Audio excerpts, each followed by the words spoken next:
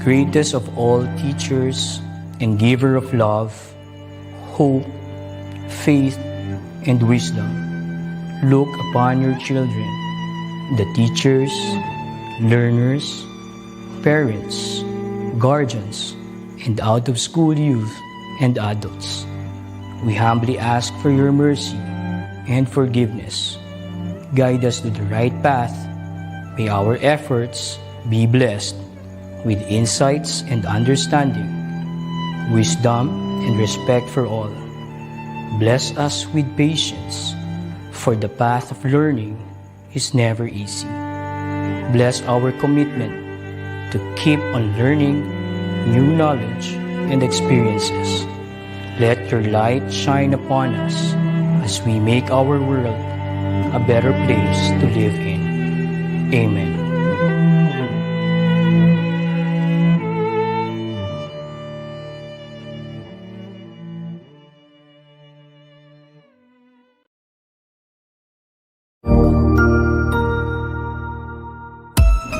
Magandang araw! April Marcas po, ang inyong pretty ate sa EdTech Unit. Alam ba ninyo na may webinar o online training session ng EdTech Unit tuwing Sabado? Ang araw na ito ay nakalaan para sa ating mga mahal na kaguruan upang turuan sila ng mga bagong kaalaman at kakayahan sa paggamit ng makabagong software at applications para sa pinaka-epektibong paraan at lubos mapagpusay ang kanilang paraan ng pagtuturo. This is also a refresher session for our beloved teachers to enhance their skills in technology. Every Saturday, we will conduct webinar sessions for teachers about the use, advantages, and relevance of different blended learning software applications. Ang webinar seryeng ito ay magsisimula ng alas 9 ng umaga hanggang alas 12 ng tanghali para sa morning session. Magsisimula naman ng alauna at magtatapos ng alas 4 ng hapon ang afternoon session. You can watch us in our DepEd EdTech Unit Facebook page, Educational Technology Unit YouTube channel, DepEd Tayo and DepEd Philippines. Kita-kits tayo tuwing Sabado!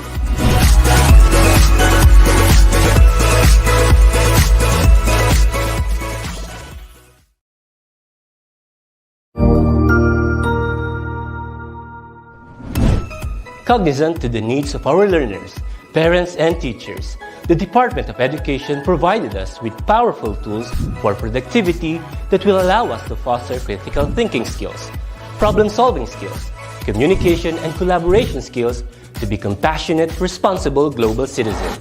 Join us and discover new ideas in our series of professional development training program with the ICTS-EdTech Unit and Microsoft Education Philippines. Together, we will equip our learners and empower our fellow educators for a dynamic future.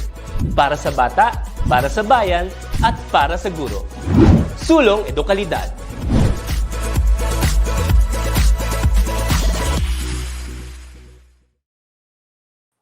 Ayan, and we are live! Kamusta po kayo? Isang maingay at jam-packed na Saturday morning sa ating lahat.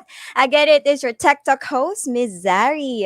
And since naniniwala ako kay John Donne na no man or woman is an island, gusto ko pong tawagin or gusto ko pong i-introduce sa inyong lahat ang aking partner for this session para samahan akong magpahayag ng magandang balita sa inyong lahat. She is no other than Miss Mardy Quaresma. Dito ba siya? Yan. Miss Mardy Quaresma or dito? Come.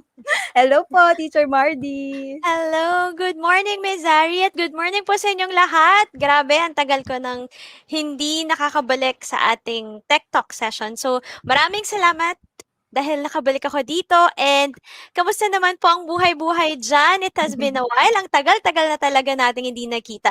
Naninibago ako dahil grabe, ang dami na naman po nating mga bumabati dito sa ating chatbox. Pero bago po natin sila batiin, Teacher Zari, gusto ko lang po rin sabihin sa inyo kung ano ang ating main topic for today's session. So for today's session, hulaan mo. Kaya mo bang hulaan, Ms. Zari? Clue. Clue, Miss Mardy. Clue. Future. Future. Family. Pinag-iisipan na yun ngayon ng mga kabataan natin. Pinag-iisipan ng kabataan ngayon. Internet ba to? Na online ba to? Meron siyang connection sa online. Dahil kaya ka nga nag-online learning at nag-online classes para ma-achieve mo in the future. Job. career. Ayan, tama ka dyan, Miss Zari. Nakuha mo ang ating keyword for today. For today, ayan, naka-flash na po sa ating screen, bridging the careers of today towards tomorrow. O, di ba, mga big, Wow. big words. Bridging the careers of today Today towards towards tomorrow. tomorrow. Alright. Mm. Parang napaka-futuristic ata na ating topic for today, Teacher Mardy. Ayan. So, Oo, talaga. So mukhang isang iba na naman yung discussion natin for today. Parang last time, ang diniscuss natin is all about, help me with this, Miss Mardi, yung brain cells ko, medyo tulog pa ata, kulang pa yung kape na ininom ko. Sige. Napanood ko yan, Miss Zari, no last week kasi napakaganda nga at ang dami kong nabasa dun sa comment section. It's about yung Alright. social and emotional learning. Si Miss Catherine at saka si And Miss si Miss Tandok, si Miss Tandok. Elegado. O yan. Di And ba? I Parang heard si Teacher Tandok is one of your teacher before, right? Teacher Mardi, if I'm not mistaken. prof ko siya nung college. Kaya sobrang Mm-mm. tagal na po ng panahon. Wag na natin alamin kung anong Ang panahon yun, natin Teacher nila eh. Mardy. Anyway, Mm-mm. so for you viewers, syempre, don't forget our hashtag TechTalk sa ating comment box, okay? And hello, good morning again to our educators and our viewers all over the world. Kahit kayo ay nanonood na ng ating recording, don't be shy. You can still type in our chat box, hashtag TechTalks. And with that, Teacher Mardy, can we greet our viewers na nandiyan na sa ating comment box? Simulan natin with Teacher Joanne Astucia Alberto Hakhalne. Good morning, watching from Manuel L. Quezon Elementary School, followed by another good morning greeting from Teacher Vanessa Carla Hermosa. Ayan. And we also have a teacher from DepEd Bustos District, which is si Teacher Normita Labao, watching from Malamig Elementary School naman siya. How about from your end, Teacher Mardy? Sino-sino mga teachers you have there? Eto, meron ako nakikita, sabi ni Teacher Christine Bacordo. Good morning po, watching from Celestino de Guzman, SASHS Barugo 1 District Leyte Division. Good morning po. Meron din kay Teacher Evangeline Diola. Good morning po from Kalangay Elementary School, San Nicolas, Batangas. Ayan, good morning kay Teacher Arnel Dumo. Good morning, watching from La Union, ma'am. Uy, La Union. La Union. At ito, Parang meron gusto ko din. doon pumunta. Oo, ito pa, kapwa taga La Union din. Si Teacher Marilu Morta. Good morning po, watching from the Mortis Elementary School. Hashtag TechTalks. Ayan, patuloy niyo Ayan. lang po gamitin ng ating hashtag TechTalks. So, Uy, ayan, ang meron dami dito, na nila. Teacher Yes, Zari, may good morning sa atin. Si Teacher Meds M. Santos. Hello po, Teacher Mardy and Miss Zari. Excited na po me for today's session. Alam niyo po, excited na excited din kami for today's session. Di ba, Miss Zari? Totoo yan, Teacher Med. So, excited na us, excited na you, excited na everyone. So, sana meron din tayo mga students dito ngayon na nanonood kasi sabi ko sa inyo, hindi ako nagjo-joke. At talagang meron sila matututunan, na meron sila mati-take away, na pwede nila maging makonsider when taking their career path in the near future. Lalo na yung mga graduating students natin dyan. And not because we are in this kind of isolation situation. Tama ba yung sinabi ko? But yeah, that's what I meant. Kahit na ganito yung sitwasyon natin, meron at marami pa rin tayo makikitang opportunity after we graduate. Kaya kayo, pagbutihan nyo ang pag-aaral nyo kahit nasa online learning. Mahirap yan, pero it doesn't mean na hindi kayo pwedeng matuto equally kung nasa face-to-face tayo. Anyway, hindi rin ako magtatagal. Mukhang babalik na tayo. Sa face-to-face setup. Manalangin lang tayo. Tama, no, Teacher Mardy? Tama. Kapit lang po tayo mga teacher. So, dahil po sa sinabi ni Ms. Zari kanina, gusto ko lang po din sabihin sa inyo, kung may mga students kayo na sa tingin nyo talagang magbe-benefit para sa ating session na ito, i-message nyo po sila or sabihin nyo na panoorin nila ito as team replay para talagang dahil yung mga speakers natin for today ay marami silang ma-share para sa kanilang pag-consider kung ano ba yung gagawin nilang mga careers for tomorrow. Lalong-lalo na sa sobrang bilis ng usad ng ating panahon ngayon, totoo.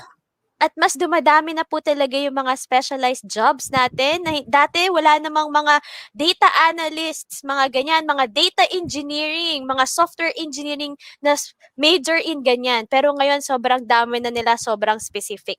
So itong ating topic for today talagang very timely siya, lalong-lalo na ngayon, 'di ba, pandemic, ang daming lahat napunta sa online. So mas Totoo. maraming careers, mas marami pa talaga yung mga nagbabago sa panahon natin. So para ito, maganda po talaga 'to para sa mga students, hindi lang po sa mga graduating, lalong-lalo na sa mga senior high school, junior high school, lalo na kapag iniisip nila, ano bang track ang dapat kong gawin? Ano bang track ang gusto ko for my university years para sa mga susunod ko pang gagawin, 'di Mhm. ba, no? Yes, tama yan. Kasi sobrang dami rin minsan ng option, nahihirapan na tayong mag-isip kung ano yung ipipick natin, ano yung gusto nating kunin. Kasi lahat naman talaga ng strand ngayon sa education are really interesting and are really amazing, wonderful. Marami silang opportunities na pwedeng i-offer sa ating mga future graduates na mag-work para sa ating ekonomiya, 'di ba? So, okay.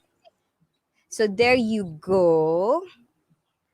Alam mo, So, Miss Zari, yes po, ano yan? Teacher Mardy. Sige, Wala mauna lang, ka na. bigla ko lang naisip. Para kasi 'di ba nagtatanong tayo ng mga jobs, 'di ba Mhm, natin? Para mhm. lang, share naman kayo diyan sa ating mga nanonood kung nung student kayo, paano niyo na-consider na maging teacher or Oo yung nga, career 'no. path na ginagawa niyo ngayon? Bakit ko nagustuhan naging science teacher, naging preschool teacher, or it's by choice or it's by force, 'di ba?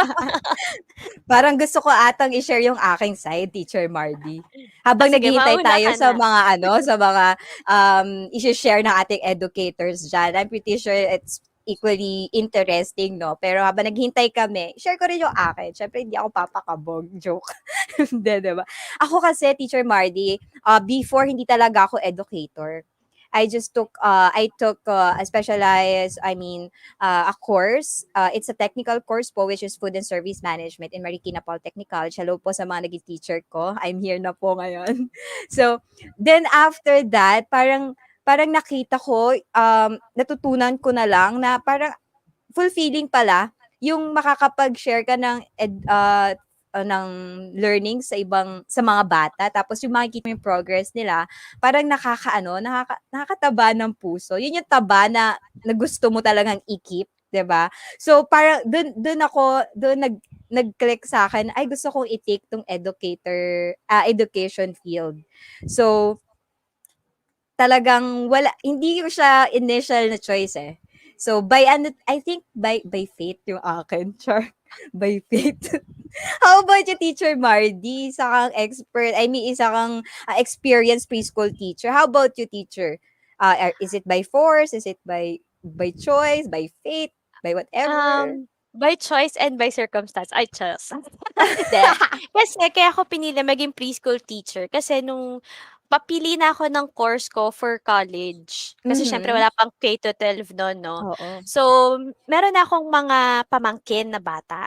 So, parang nung pinapanood talaga 'no, kasi siyempre medyo ano pa lang, mga teens pa lang din naman ako nun. So, 'pag pinapanood ko sila parang, ano ang ginagawa nila? Hindi ko sila naiintindihan, pero gusto ko silang maintindihan. Parang Mhm. gusto ko hindi lang makipaglaro, pero paano sila nag-e-express nung mga thoughts and ideas nila. Kaya ako naging preschool teacher dahil talaga sa mga pamangkin ko, para mas Ay, maintindihan ko silang lalo. para talaga Ayan, feeling ko parang natural sa iyo na malapit sa mga bata, 'no, yung puso mo, Teacher Mardy. Ayan, so oo. meron na tayong mga sharer. Teacher Mardy, would you like to read them for our viewers? Ah, sige. Eto, one from Teacher Roland Bernabe. Good morning po, watching from Gabriela Silang ES. Ako, hindi talaga education ang gusto ko. Ang parents ko lang ang may gusto na maging teacher ako kasi yun ang dreams nila. Oh, so it Ay. is by force, Teacher Roland. Pero I'm pretty sure, nung nagtuturo ka na, nalaman mo na ang sarap pala maging teacher. I'm pretty sure of that. And also, I have one here, Teacher Mardy, no? From Teacher Lori Comendador, Austriaco. Sabi niya, my choice. By choice daw siya. Kasi Ay, pangarap ko na talaga, pangarap ko na, maliit pa lang, nais na maging guro. Because I really admired teachers. Ka-admire naman talaga ang mga teachers. Walang makaka, ano dyan, makakatalo talaga sa ginagawa ng mga educators araw-araw. Diyos ko, sa isang classroom, 40, 50 students at a time. Wow, Ay, that's a big eto, responsibility. ito ulit kay Teacher Meds M. Santos kasi napukaw yung mata ko eh. Oh, Na-focus sige. talaga ako. Proud preschool teacher nakalagay Ah. dun sa last line niya, no? So, Nakarelate. automatic na nakita ng mga mata ko. Hashtag TechTalks. Bata pa lang po laro na namin. Teacher-teacheran talaga. Ay, ako din po. Yung sa wall pa nung bahay namin, Oo. papagalitan nga ako eh. Kasi sulat-sulat, di ba? Very fulfilling po na makapag-share ng learnings through play. Proud preschool teacher here. Agree na agree, Teacher Meds. Play is the way to go. O, di ba? Totoo. At meron din isa dito, I think parehas kami, ni Teacher Lala. Sabi naman niya, ako po siguro not by force, not by choice, but by faith. So kahit anong gawin natin, saan tayo pumunta, no, Teacher Lala, talagang doon at doon ang punta natin kasi it is fated to be educator. It is fated for us to be educators. Oh, we have one here from Teacher Nora. Hashtag Tech Talks. Ako, gusto ko talaga maging guro simula nung bata pa ako. So we are born, you are born, Teacher Nora, to be an educator. Ayan. So napakadami. Sige, keep on sharing your stories, teachers, and we would love to know and read them for everyone to hear yung inyong mga story dyan. Ayan. O, ito naman, kaiba. Registered nurse, third high school teacher po ako. O, di ba doble-doble na si Teacher Maria Catherine Carmen. Hindi lang siya nakaka-help sa health, sa ating physical health. Also, ngayon, nagtuturo na rin siya para naman punan yung education ng kanilang learners. Alright. How about you, Teacher Mardy? Is there anything else that I missed? Eto, meron tayo dito. Eto, napakaganda nung sinabi niya. By Teacher Marilu Morta. Actually, totoo po yung sabi nilang pag di kaya sa ibang kurso dahil mahal ang tuition, then ang nasabi ko na lang, ay sige, mag-eduk na lang ako. Then as I went through the years and finally graduated na, I realized being a teacher is a noble profession. Then, na-feel ko po yung worth ko when I taught in a Korean school. Then, finally, convinced myself na mas kailangan ako as public. So, now, I am proud to say na teacher ako. Ayan. Parang Sarap. nagkaroon akong goosebumps. Parang napaka-genuine ng sharing ni Teacher Marilu talaga. Salamat po, Teacher Marilu, for sharing that to us.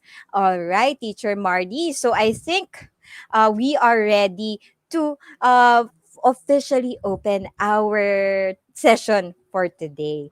So, meron po ata kayong papakilala, Teacher Mardy?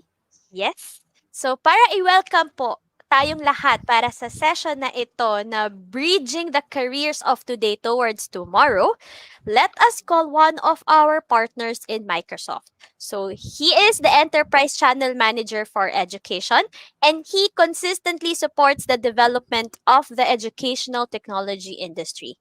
May we call Mr. Paulo Balinas at bigyan po natin siya ng virtual clap. Mr. Paulo, please. Good morning po, sir. Good morning, Teacher Mardy. Good morning, Teacher Zari. First of all, thank you so much for inviting me here. And of course, welcome sa lahat ng mga viewers natin today. Thank you, DepEd, for helping us organize this. And I'm very excited to talk about our current topic for today, which is really bridging the careers of today towards tomorrow. So I think napaka-relevant ng topic natin today on how we can really bridge the skills gap between anong hinahanap ng industriya tsaka anong tinuturo natin sa schools, right? So whenever in Microsoft, I get to talk to a lot of teachers, a lot of school leaders. And the common question I have is, what's the right software to use? What's the right tools to use for them to adapt to this new normal, right? Whenever I'm asked that question, I don't simply answer by giving the software that Microsoft has to offer, because I truly believe that in order for you to become future ready, for you to become well adapted to our new normal, it takes more than simply choosing the right software. So Microsoft has what we call the Education Transformation Framework, wherein we discuss, apart from the software, we also look at the school's leadership's buy-in, policies in place towards digital transformation. Do they have the right cybersecurity in place to prevent cybersecurity threats? Do they have the right devices? And finally, do they have modern teaching and learning?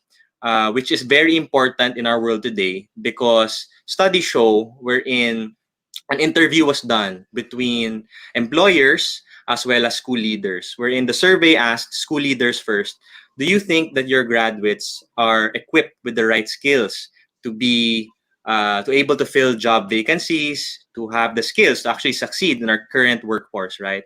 91% of school leaders said, and very confidently, that we have the right skill sets, our students have the right skill sets to fill the work requirements. However, yung same question tinanong sa mga business leaders, majority answered that they disagreed. They felt that a lot of students had a lot of gaps in terms of what they were looking for in terms of qualifications. Hence, they needed to upskill and reskill them. No? So Microsoft recognizes this importance na napaka-importante with the vast changing technologies. It disrupted various industries. And there also needs to be a parallel investment in skills and development. What's interesting about this is, yung sinabi ni Teacher Mardy and Teacher Zari, wherein years back, hindi natin narinig yung mga jobs like data scientists, data analysts, AI specialists, etc., right? The World Economic Forum actually projects that 65% of our jobs in the future have not yet been created yet. Because of that, it's not about preparing students or teachers with, towards a specific job role or function. It's more of equipping them with the right skills, with the right competencies, so that they can succeed in the future. And I truly believe that we've moved away from, we've moved away from a hiring process wherein we gave high premium in terms of which school that you came from. Now, as working for Microsoft and dealing with a lot of corporations as well, I've seen companies shift to more of a skills-based economy, wherein rather than simply look at the school that you graduated from, they actually give high importance in terms of, do you have the right skills? Do you have the right competencies? And certifications can actually help in that area. So, over the past few years, we've witnessed a change, rapid disruption in the education industry. Kung dati, we were prepared to, study 4 years of college, and that would determine our future career path. But tulad ng sabi kanina, di ba? Wherein we took up a different college degree and ended up in a different role, in a different job. And that's because, there's a rapid disruption in various industries. And, we're moving away from a 4-year college degree to a multi-year lifelong learning journey. So it does not necessarily mean when you graduate from college, learning stops, right? Even as teachers, as educators, as professionals, there's always a need to constantly improve ourselves, constantly upskill ourselves, so that we'll be able to quickly adjust to our current new normal. So with that, I'm very, very excited for today's event.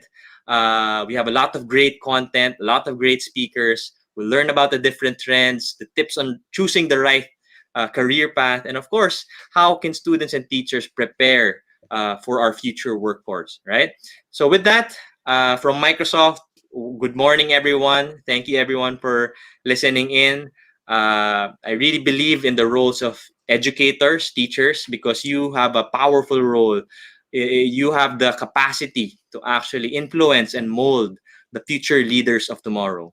So with that, I always go back to the education mission of Microsoft, which is to empower each and every teacher and student to create the world of tomorrow. With that, maraming salamat, and I look forward to listening to this event. Thank you.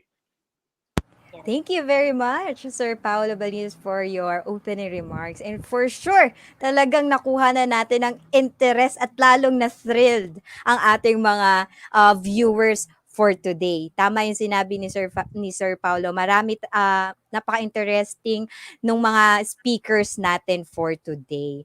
Ayan, so Teacher Mardy, habang nagto-talk si Sir Paulo, meron dito mga teachers na nag-share ng kanilang uh, mga experiences. Sabi dito ni Teacher Maria Lourdes Campolio, sabi niya, "Me, I love Microsoft. It is so user-friendly and stable." Tapos dinugtungan at followed by a comment from Teacher Dodong Abuzo. Sabi naman niya, "I really enjoy using MS Teams whenever conducting online LAC, meeting at saka virtual meet-up ng mga students. There are many important features na magandang gamitin kaysa other platform daw." So sabi niya, salamat po Microsoft at DepEd sa pag-provide ng account sa mga teachers at students. Ayan. Ayan. Maraming salamat po sa pag-share ng inyong mga insights, ng inyong mga stories. Patuloy nyo lang pong i-share yan sa ating chat box. Please. Hindi lang po para sa amin, pero para po makapag-inspire tayo sa bawat isa. So, this is a community of learners. Lahat po tayo, sabi nga, di ba, ni Sir Paulo, maganda yung sinabi niya, lifelong learning. So, hindi lang po tayo about sa mga kwento ng mga speakers, pero sa mga kwento ng bawat isa sa atin ay matututo po tayo at marami tayong mapupulot na inspirasyon. At dahil dyan, Miss Zari, Teacher Zari, feeling Yes ko po. ready ka nang ipakilala ang ating first speaker for today. Okay, Teacher Mardy. So, for our first speaker for today. All right, so let us see our screen. Ayan.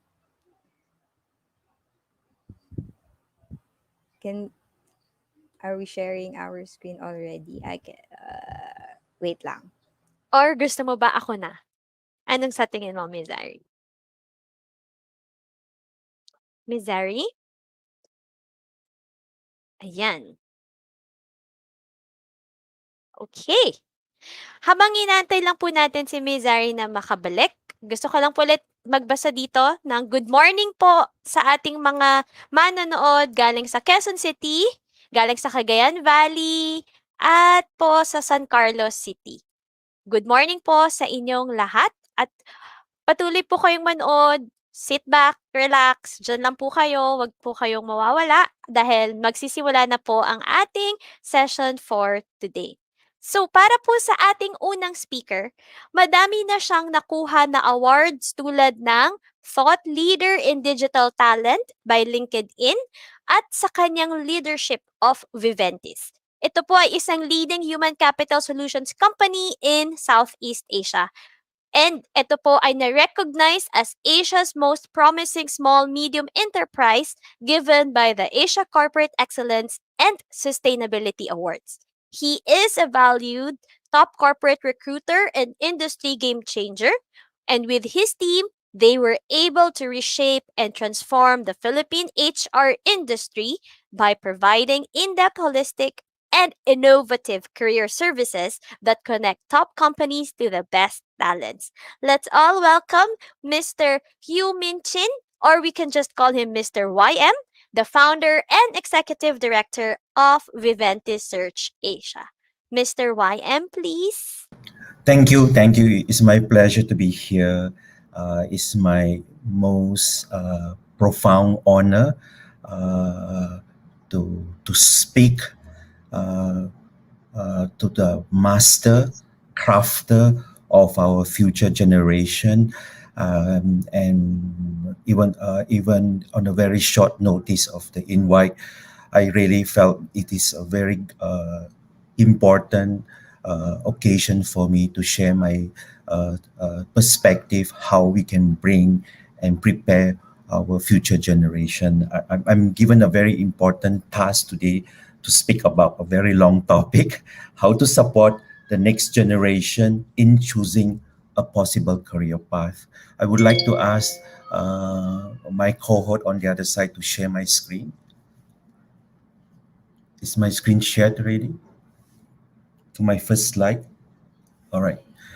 So that's my first slide. That's my team slide. And we can now move on to the introductory slide, quoting Abraham Lincoln. So to my next slide.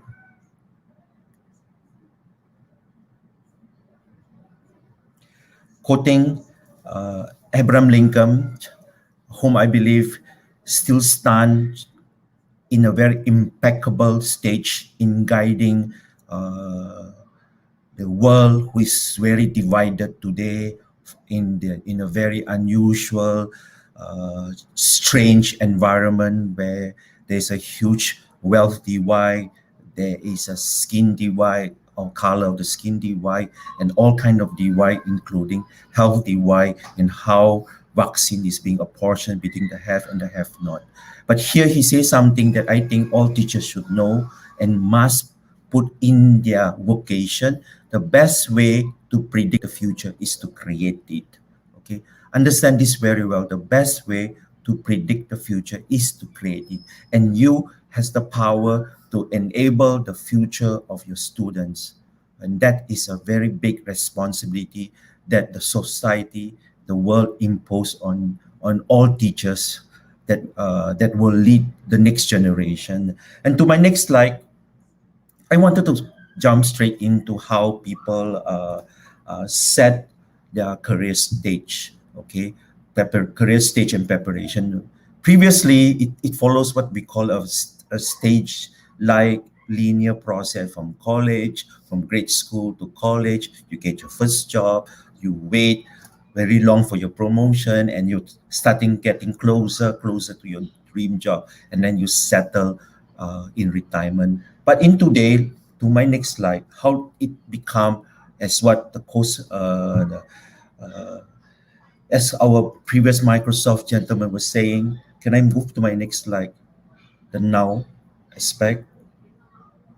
You see, career development has become non-linear. It become like a doodle, like the doodle that teachers will do, children will do in the classroom, whiteboard or paper. Right? You can finish high school, you can skip college, you can go to post-secondary program, you can change program, and then you can go back and finish program. You can even, as my slide show, you can even work part-time, change job, go back to school, and then change career, change industry specialization. I've seen people, for example, and I'm sure due to the limited time, one of the things that was not shared about my background is I actually spent 12 years in education before putting up Viventis. So I spent like 12 years in University of Asia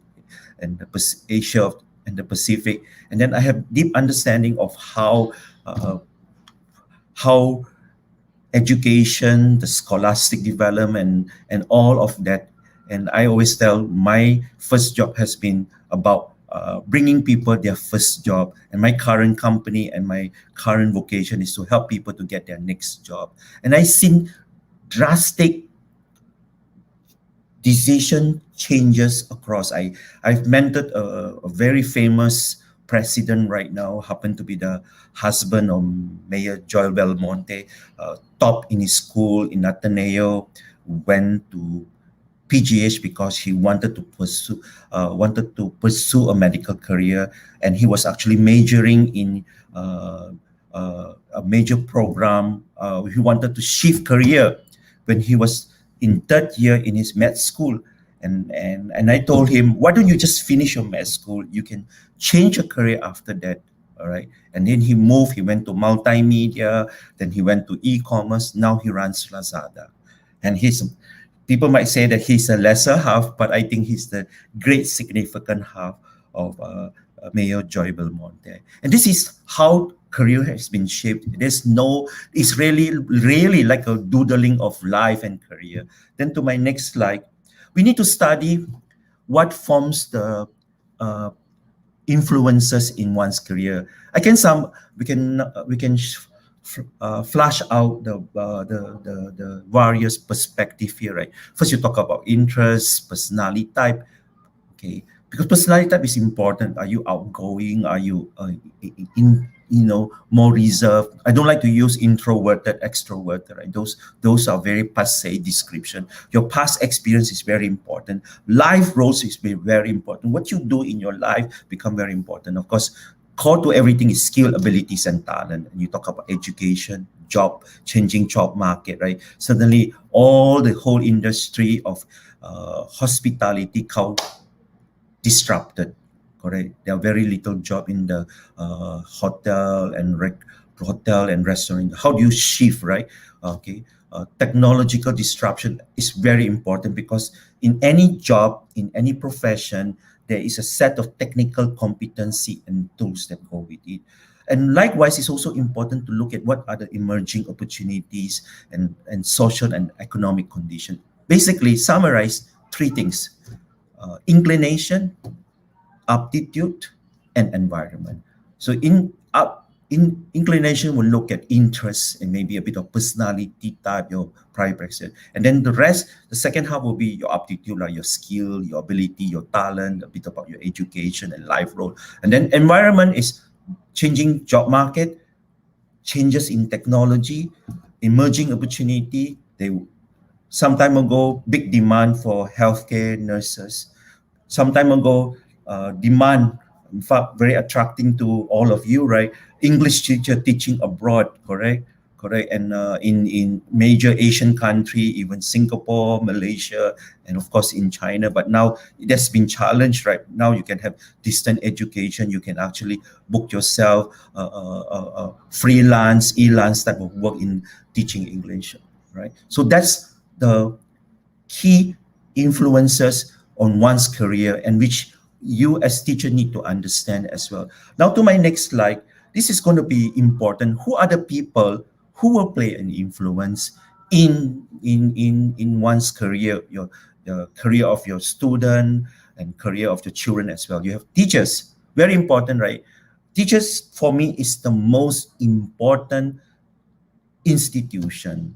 Okay, and there is no doubt why you're called faculty, right? Correct. Faculty also intentionally focus on the development of one capabilities, right? So you prepare them in terms of soft, hard skill, and of course you need to be knowledgeable enough to know what is happening in the world. I mean, today the world is very transparent. The world, the widest reach of internet and the web and Facebook, basically, or social media in general, enable you to see what is happening, what is the most interesting career. Today, the most important catchphrase in career is creator.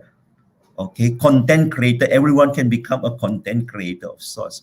And of course, you as teacher need to transform yourself as not just teacher, but career advisor as well. The next one will be parents, right? It's so important. I've never seen parents not involved in children's career, and they are very involved in the choices of school. They are very involved in the choices of college, and the expectation is they want to get the best job for them, correct? And they prepare them very well. And nowadays there are more of them involved in homeschooling and all that, and it's going to be very important. Lastly, no doubt, next to it, the most important of all, the student themselves, right? And this is going to be very, very important. I believe in building building or instilling in them. They need to prepare themselves at a very early stage. And I know you ask them very onset in grade 1 and what have you, right? What do you want to become? A doctor, a nurse, a lawyer, and pilot, correct? You hear that, and then on certain day they are being asked to dress up or in costume day, what career they want to be. Even that is even in preparatory school, and because that is a sense of preparing the future for them. I think it's very important to also have them understand how important that they own it, and therefore they need to understand the importance of them playing a role in their self-development. And in education, more than in any place today, in the tech world more today, there is no pure gauge of success, right? I think in the world of learning, we are being graded all the time, okay? But we need to change that notions more significantly. We need to tell people, hey, in this new world that we are in, we are going through a transformation. There's a lot of experimenting happening. So you need to understand the notion of fail of failing is temporary. So in fact, I have a principle here. When you fail, fail fast. Then you learn and you unlearn. Okay, and then you fail fast, learn and unlearn until you get to an understanding of mastery. All right. So that's how important how we reshape it, because there's no dogma about failing. There's no dogma of what can change, because as you can see very clearly, even the dead agent of virus is mutating as well. Correct. So the understanding of adaptability, agility become very important. To my next slide, this is going to be very important in the discussion of how we need to mold our students, how we need to mold ourselves in understanding the challenges that is happening in our teaching career. So there are basically two, okay? I try to simplify it in this way because we doesn't need to go into a very philosophical propounding of the idea, right? So first, focus on elevating core capabilities and building skill. Skill is what people practice to get work done. That's the professional side. But very important is your core capability. And the core capability is vital, that will take you from when you are able to reason to your first job. And that set of core capability is a lifelong asset that enable you to move up, move across, build your career to the future. Let me go to the discuss about elevating core capabilities, going essentially to what it is all about. To my next slide. Okay. So we all understand very well, okay, the core capability is built around the 3 R's, right? Reading, writing, and arithmetic, right? But in deep essence of it, right, we talk about that, we are very famous, right, in inventing catchphrase today, right? So the most essential aspect is building and shaping reasoning power with writing, reading, and arithmetic, right? And today, this is being bring to the next level, okay? It's not being challenged. It's not giving you problem or headache or difficulty. It is now taking what the technology can help you. First, you look at it, if we look at the computers, what I call the binary skills, right? Okay, 0, 1, 0, 1. If you look at it, it's so basic, right? 0, 0, 1, and it come up with PARC supercomputer. It's to build computational thinking and literacy. So that is where maybe both arithmetic will go heavily, right? Then the tech cognitive capability is going to be very important, because today you look at children, right? Young children. I taught in school. I live in a multi-generation family. I have not that I have babies, right? I have nephew and nieces that have very young kids. They are all very well schooled in a very multimedia, multi-sensory environment. So talk about gadget, talk about iPad, talk about smart tablet. They are all learning from there. So that is where the tech cognitive capability need to be strengthened, and how the typical classroom learning that is also preparing in the same way need to be enhanced. Don't think you'll be limited by that.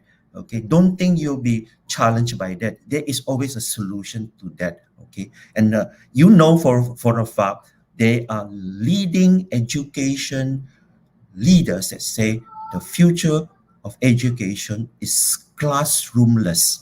You don't need the classroom, which I always tend to disagree. Learning is a communal learning, correct? Of course, communal learning can happen in a family, but communal learning is much more important when you have a group of students, group of people learning together, and that ability to exchange idea become very important. And that's why that's never going to change, right?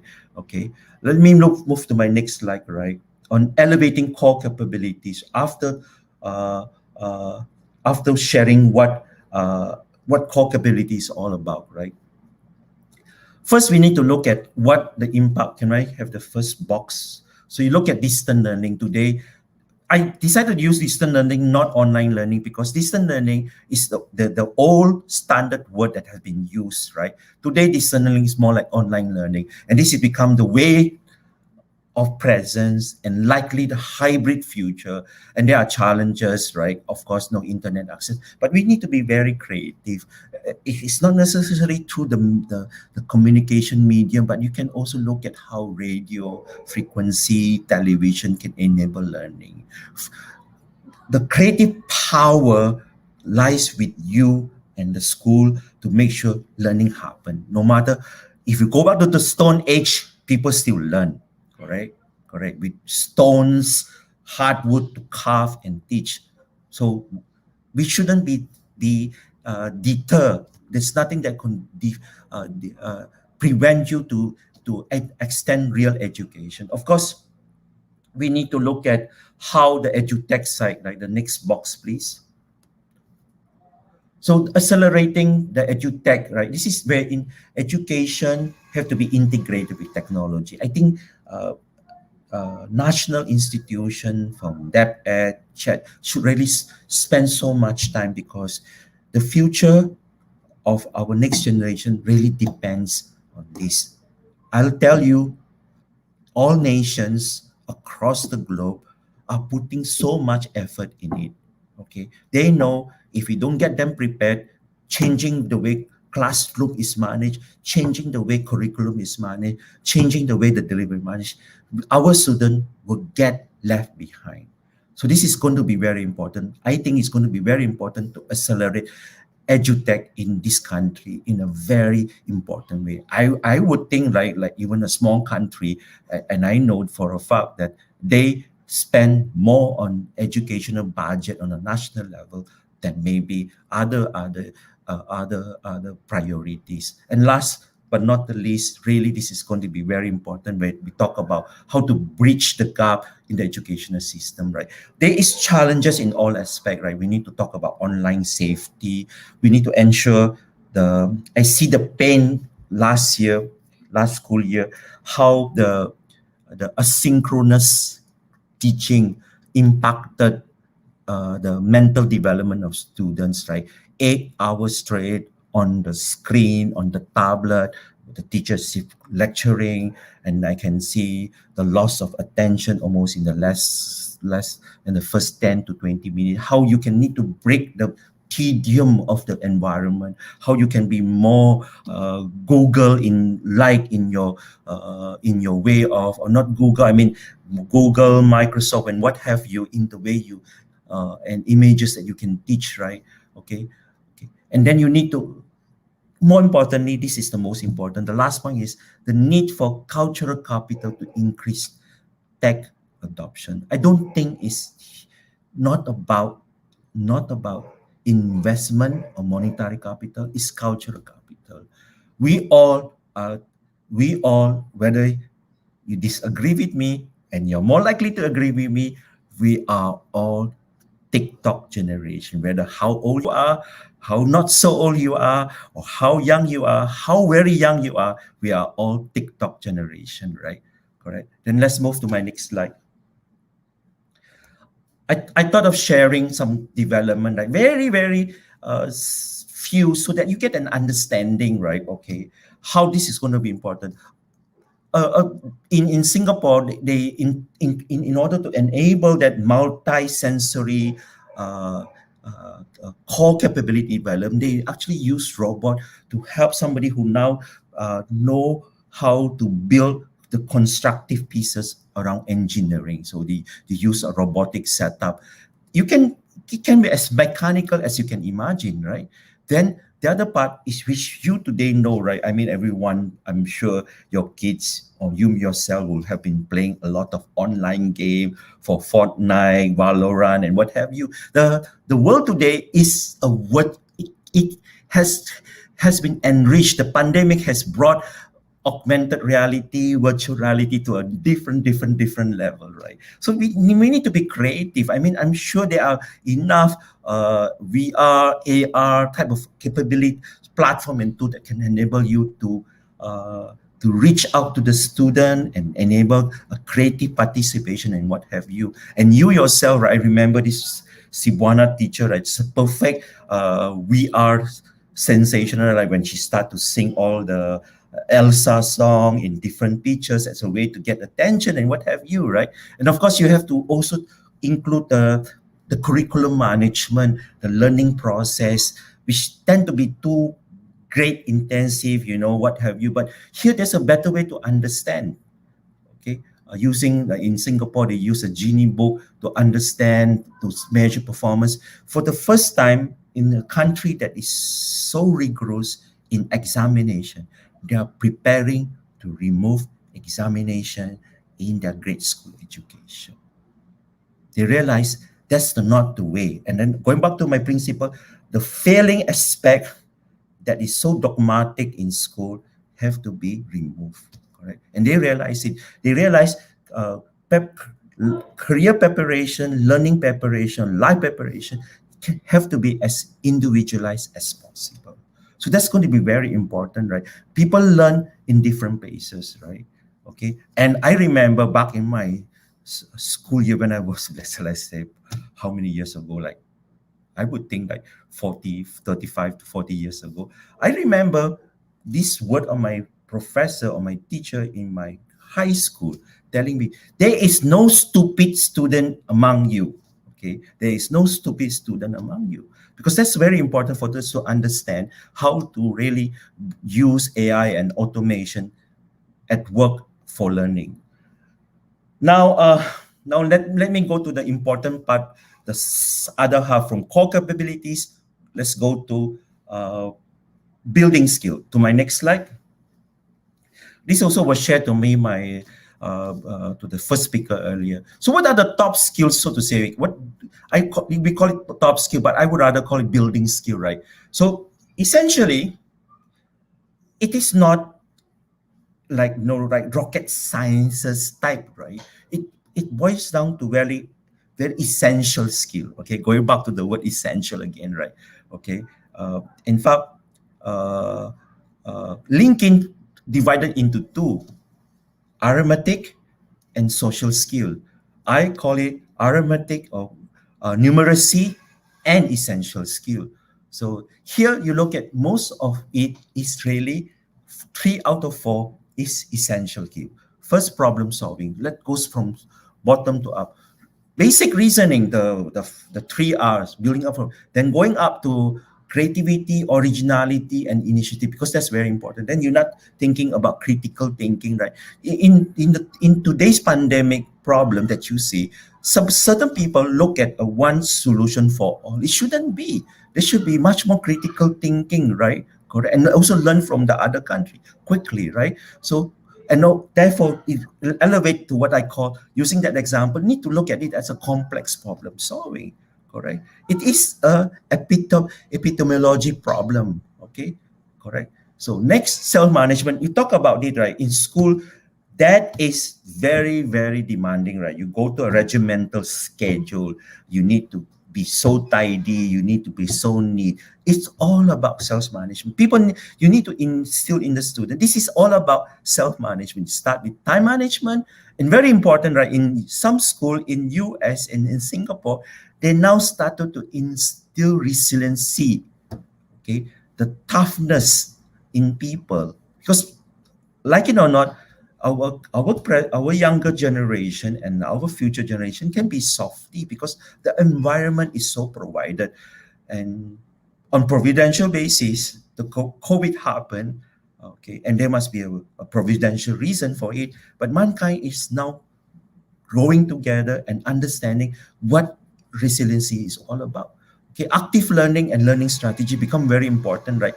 People need to understand their mental faculty can be used equally good at learning and not on games, correct? And of course, classroom environment enable people to learn from one another, student to learn. So you have to be social interaction, listening and communicating. And of course, you ask the student to recite. And then, of course, leading to the last part, why you have association, you have extracurricular activity. It's all about preparing leadership and social influence, right? A very, very big company, in fact, one of the biggest consumer company, okay, required three things in their entrance application, okay? Strong scholastic performance must have been a cum laude in at least one, or a score of not necessarily cum laude, have at least top a subject in the all 4 years or 3 years. Second, pass their entrance exam in the company. And last, very important, must have led a solid, take on a solid association leadership role. Okay, and last but not the least, on the technology side, this is going to be very important, right? Start with binary and logic, correct? Okay, that's very important, right? Teach people to have gadget tactility. And we ourselves, I'm sure you all are familiar. I don't think anyone in this discussion will not have gadget tactility. But that's important to emphasize, because in the remote environment, they may not have touched a laptop, they may not have touched something. So gadget tactility will become very important. And then look at how technology design and programming, and of course, looking at the technology use monitoring in building skills. Now to my next slide, which was commented quite significantly by the first speaker earlier, is this is going to be what it is, right? So core capability, I said, is going to be so essential. Look at this number, right? It's really threatening, because the world and progress and advancement is moving at light speed. You will see new material sciences happening. You see new energy form. You see new way of doing things, new way of eating, healthy way of eating. So we become very important, and this is stressed by World Economic Forum, one of the biggest thought leaders globally, right? So 50% needs reskilling, and then another 40% look at another higher risking. And then time to reskill is very demanding. Okay, 1 to 2 months, 3 to 6 months, 4 to 5 months. So where do you get all this adaptability and agility? If going back to your core capability, correct? And the drive within someone, correct? Now, with that, let's move to the next slide, looking at what are the most in-demand career. Like it or not, it is all digital related, right? I just pick it up from our work, from more recently published job posting. In spite of the pandemic, where we have lost millions of jobs here and abroad, the demand is here related to digital work. And sometimes they even call it remote work. So related to digital marketing, they have user interface design, they have healthcare career, they are a lot related to data, okay, and supply chain career, because the problem of today in the delivery of the vaccine is a supply chain problem, correct? Okay. Now let me look into, from that demand specific jobs, right? Let's look into a more future perspective in my next slide. What will be the careers of the future? Okay. The careers of the future, I see, will build a lot around the 3 R's, okay? And the way you teach them to grasp it. A lot of them have to be dealing with data analytic. I think the single non-technical, non-tech related, even though it's very tech in essence, but it's really mathematical in origin, is data analytic and data scientist. I'll throw you a very important, I'll share with you a very important example. I was told not to quote the name of companies. This is one of the biggest global company, and it has very big operation in China with over like $3 billion revenue. And there was a board meeting, the chief information officer was presenting it. This is the footprint, this is how we will bring our product to the remotest of possible consumer. So, and one of the wise board member was asked, your problem can simply be resolved by hiring 2 or 3 data scientists into your organization. And you can get the insight, you can see the insight, okay, and what people really need, on how you can address the demand. So it's going to be very important to understand it, right? Big data, data analytics, digital marketing. Of course, the whole world today is run by what I call a broken, conjoined, automated environment. So you need to look at, you need to people who have very good, the typical career in college is industrial engineer, right? So they look at process automation, okay? Okay, and of course, people who are into security, software development, and Internet of Things, right? Every gadget today can be amplified with the power of internets, right? So Internet of Things can go from electricity to even water to even aircon, right? For example, this big air condition company can have an app to tell the problems of their aircon being anticipated, and service can be easily rendered before you run out of freon and what have you, or your filter is dirty, right? And this very hot summer, right? But the power of that app also can tell you and tell tell associated industry, including power and internet, that spot tell you, oh, there is power failure, because the app can actually show you, and then the thing, and then reach of the internet capacity could be shared to tell you. So that's power of the technology in information, what I call crowdsourcing, so to speak, right? Now, now to my last few slide, to my next slide, right? What do we need to do, right? What do we really can do? So there are two ways of addressing the problem. To my first box, short term, right? I think short term is all about, like, in alignment with my topic, right? Short term is all about addressing the most in-demand skill, right? I think the quickest way, and just like what Microsoft have done, how I partner with Microsoft in UNP back then, is to create the industry academic partnership right away, because that will immediately provide the necessary foundational developmental platform for you to learn. And of course, very immediately next to it is early career reskilling. You talk about the slide that I share, 50%. So I always tell people when I was giving career placement talk, when you go out in the world, the obsolescence rate is so high. Okay, think of that. So be prepared. Okay, the most important skill and asset you can bring to the world is what you have learned in school about time management. That's the most important thing. Get things done on time. So early career skill, very important. In Singapore, they set up a whole institution called Future Skill, and they provide $500 every year for every citizen to go for skill upgrade.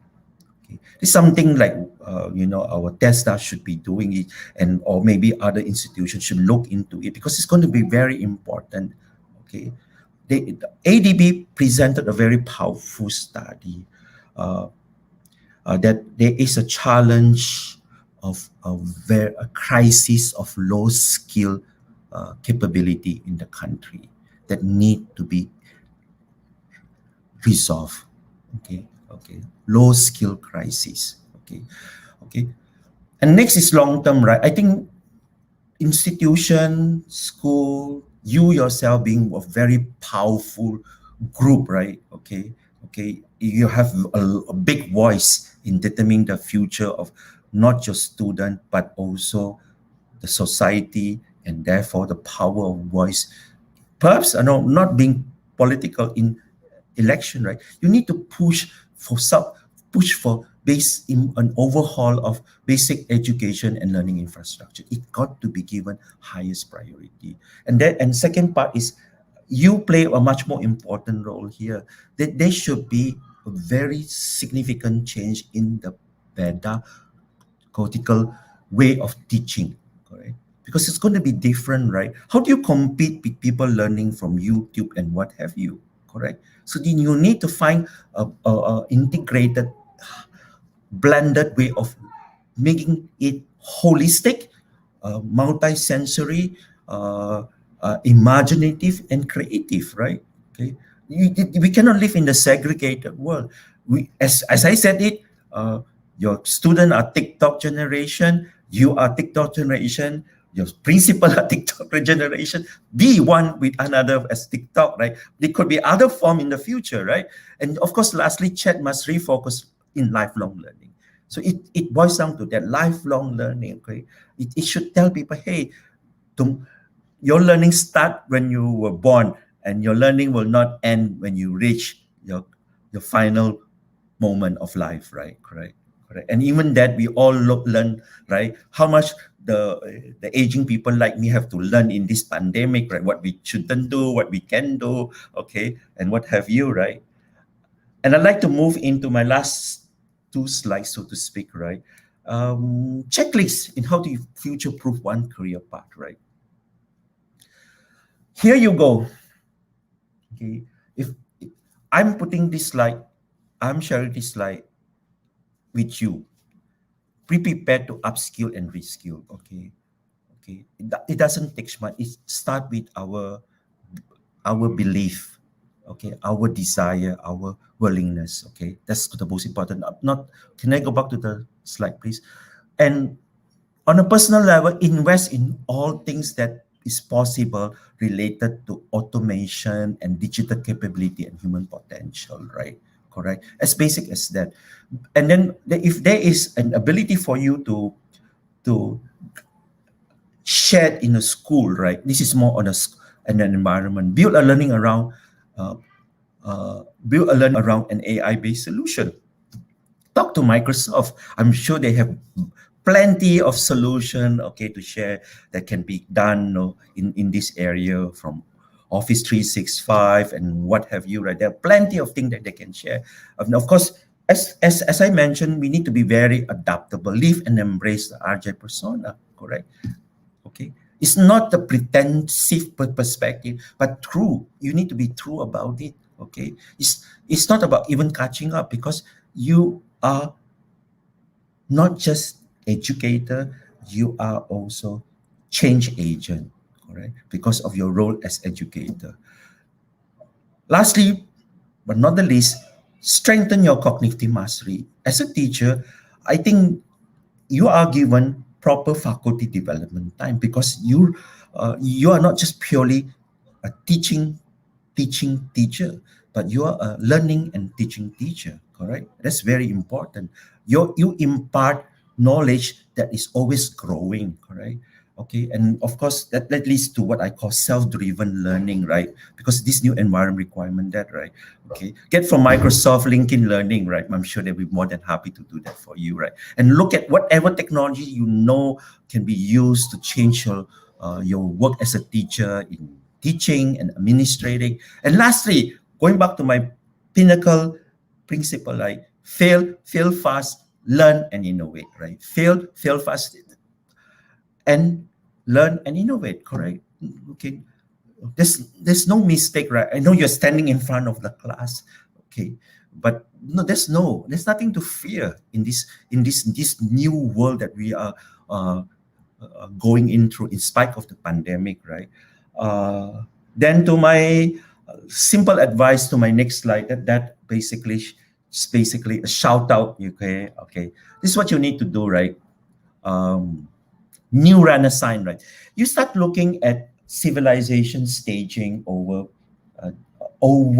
the century of living.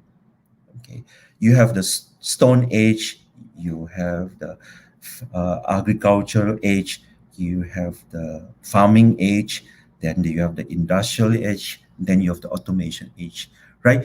Today, everything go back to you, the new renaissance career. So before you talk about, if you look at all of that, it went to a very specialized environment. In industrial age, you have the assembly line, everyone have a dedicated job, and this is what you do, this is what part you put in. But today it's going back because of the power of technology. So you need to own and charter your own career. A teacher, by far, for me, is one of the highest vocation in the world of civilization. Okay, doctor, teacher are very important. Of course, parenting as well. And okay. Okay, and your role in the Latin phrase, if I remember correctly, is ex ducere, lifting out, lifting up of ignorance, lifting up of the unknown. Can you imagine that responsibility? Okay, that power, that creative power that God vested in us as the agent uh, of learning and teacher, right? So believe in your capability and find time for learning. You need to do that. And of course, it might be sounding like a broken record, like learn, unlearn, and relearn. Learn from everything.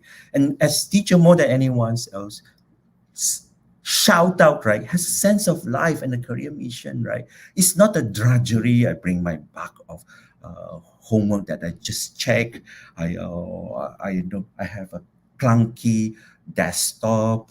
Okay, I have limited salary. No, you think about your career mission. You're bigger than anyone else. You impact your class. You impact a school. You impact the future generation. And let me close by quoting in the next slide. Like, let me close by quoting my next slide. Okay.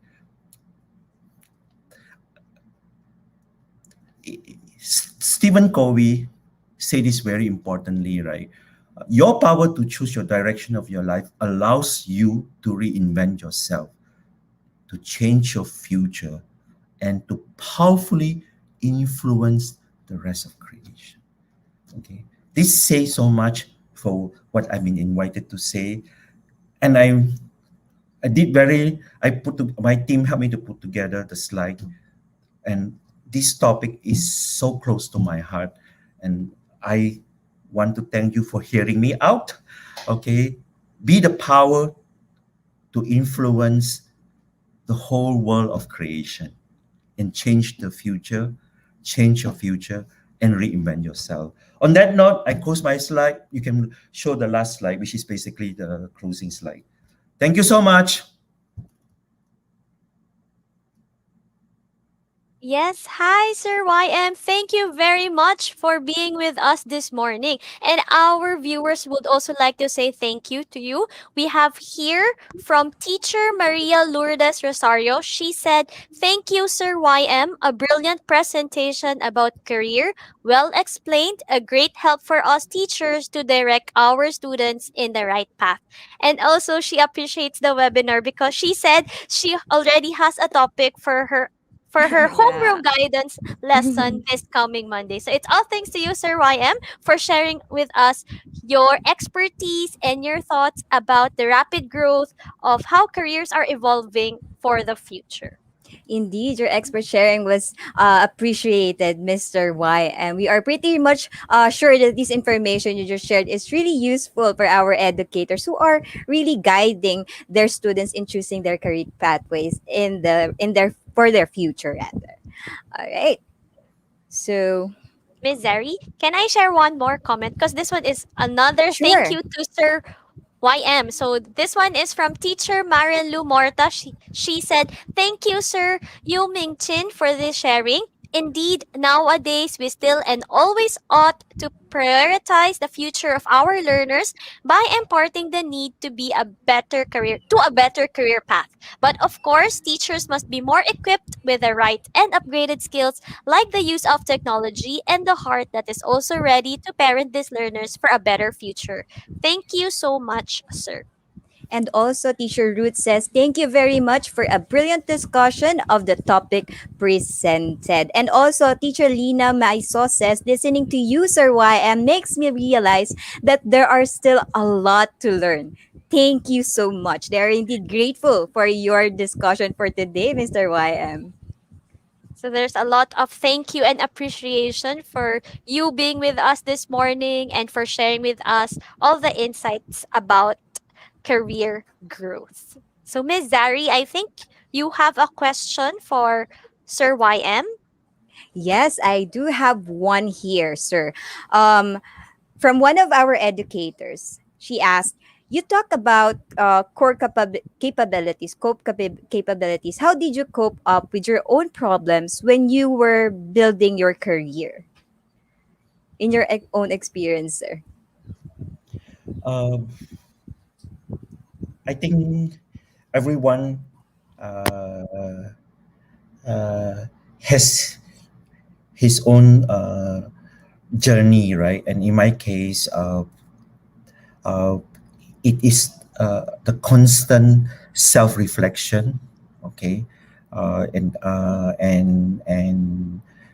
looking at what I can do better, how I can be more effective, and understanding uh, uh, the gap with all humility. So that self-reflection with humility will be very important. Uh, no matter how successful you think you are, no matter how proven you are, there's always room for improvement. Uh, and secondly, uh, the tough situation, the hardship of life, the challenge of life, enable me to see how important to continue to improve, and to more important, what I would like to highlight is to pay it forward. Okay, to pay it forward, because I think that's the most essential thing of what we need to do today. All right, thank you, Sir Ryan, for that sharing. All right, so I think Miss Marty also have another question for you. Okay, so Sir YM, we also got this question from our one of our participants. He is asking, what can you recommend to senior high school teachers to help grade 12 graduates secure a possible job opportunity? I guess one of the bigger objective in the implementation of the K-12 curriculum was to enable uh, uh, enable a larger uh, workforce to enter the job market. And to my understanding, even until recently, there's a big question, like an inverted question of a sort, right? If the K-12 graduates are ready uh, for the real world environment, right? Okay, so there has been a constant debate if they are in fact employable. Okay, the employability of the K-12 graduates has been one of the biggest debate that have surfaced from in the recent year until the whole pandemic have overtaken every single important topic in life, right? The employability of K-12 is critical, a single most critical challenge that need to be addressed. And I think creating first choices of career become very important. What is the program of the K-12 uh, of the school will enable to? Okay, so at that first level is what I call industrial job matching with the K-12 program need to be done. It has to be done. So what are the opportunity that can be best fulfilled by a K-12 graduate? In fact, that has never been fully mapped out. Okay, okay, that leave a lot of challenges, because we know for a fact, and sadly as a fact, the dropout rates from K-12 to college is very high. Okay, so that is something that we need to address. So finding the choices and mapping the uh, vocation jobs that can be best fulfilled by the K-12 graduate will be important, right? Then supplemented by a very tight uh, uh, post K-12 training program. Okay, it can happen. I mean, I tell you, at the K-12 graduate level, I think you can become uh, a full stack developer. You can become a multimedia designer. Okay, but of course you need to know their capability and their readiness to learn. And some of these training programs that I've seen are available, and because of this pandemic, all the training program today are built online, right? You have the like of Coursera and Udemy, LinkedIn Learning, and what have you. They can learn. And I'm even tell you there's a tech venture in the Philippines called Avion. Okay, learn now, pay later. Okay, learn now, pay later.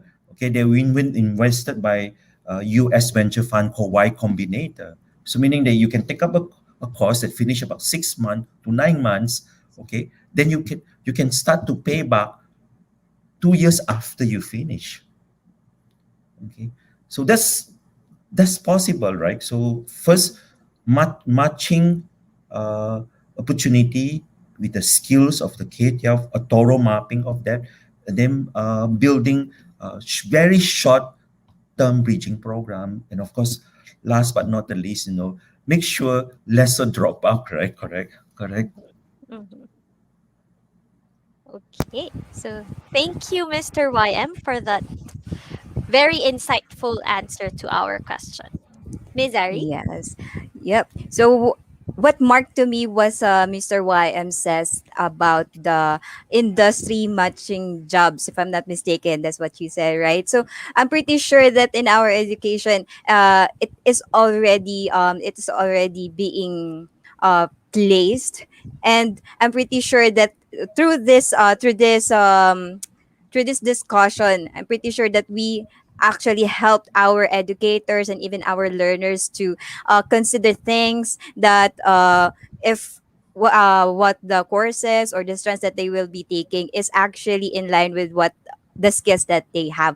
I actually find one comment here from our teacher says, my sons love the discussion and it seems like that they are already figuring out what career pathway they must choose from this discussion. So they already been enlightened with what we have discussed today. So one by one, we are really effective. Mr. YM, your discussion is really effective for our learners. With that, to extend our gratitude, we would love to award you with your certificate. So, with this being said, we would love to call on Sir Madge to award the certificate for Mr. YM. Sir Madge?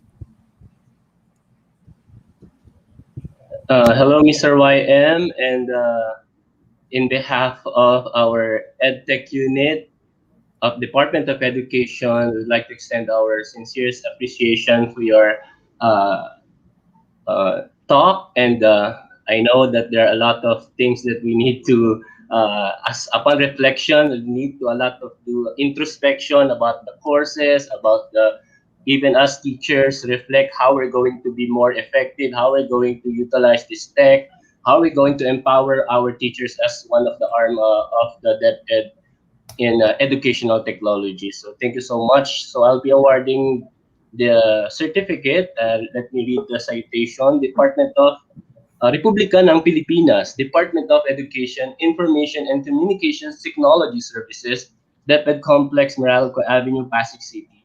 Award the Certificate of Appreciation. This certificate is presented to Yu Ming Chin, the Executive Director of Diventis Search Asia, for sharing his valuable knowledge as guest speaker during our Tech Talks for All Days, entitled Bridging the Careers of Today Towards Tomorrow, webinar conducted by the ICTS Educational Technology Unit on the 15th of May 2021. Given this 15th day of May 2021 in DepEd Central Office, Meralco Avenue, Pasig City, Philippines, with the OUA memo number of 00-0421-0136, signed by our head of ICTS-EdTech Unit, Mr. Mark Anthony CC, our Director 4 for ICTS, Abram YC Abanil, and our Undersecretary for Administration, Mr. Alain Del B. Pasqua. So thank you so much, Mr. Yu Ming Chin, Mr. YM,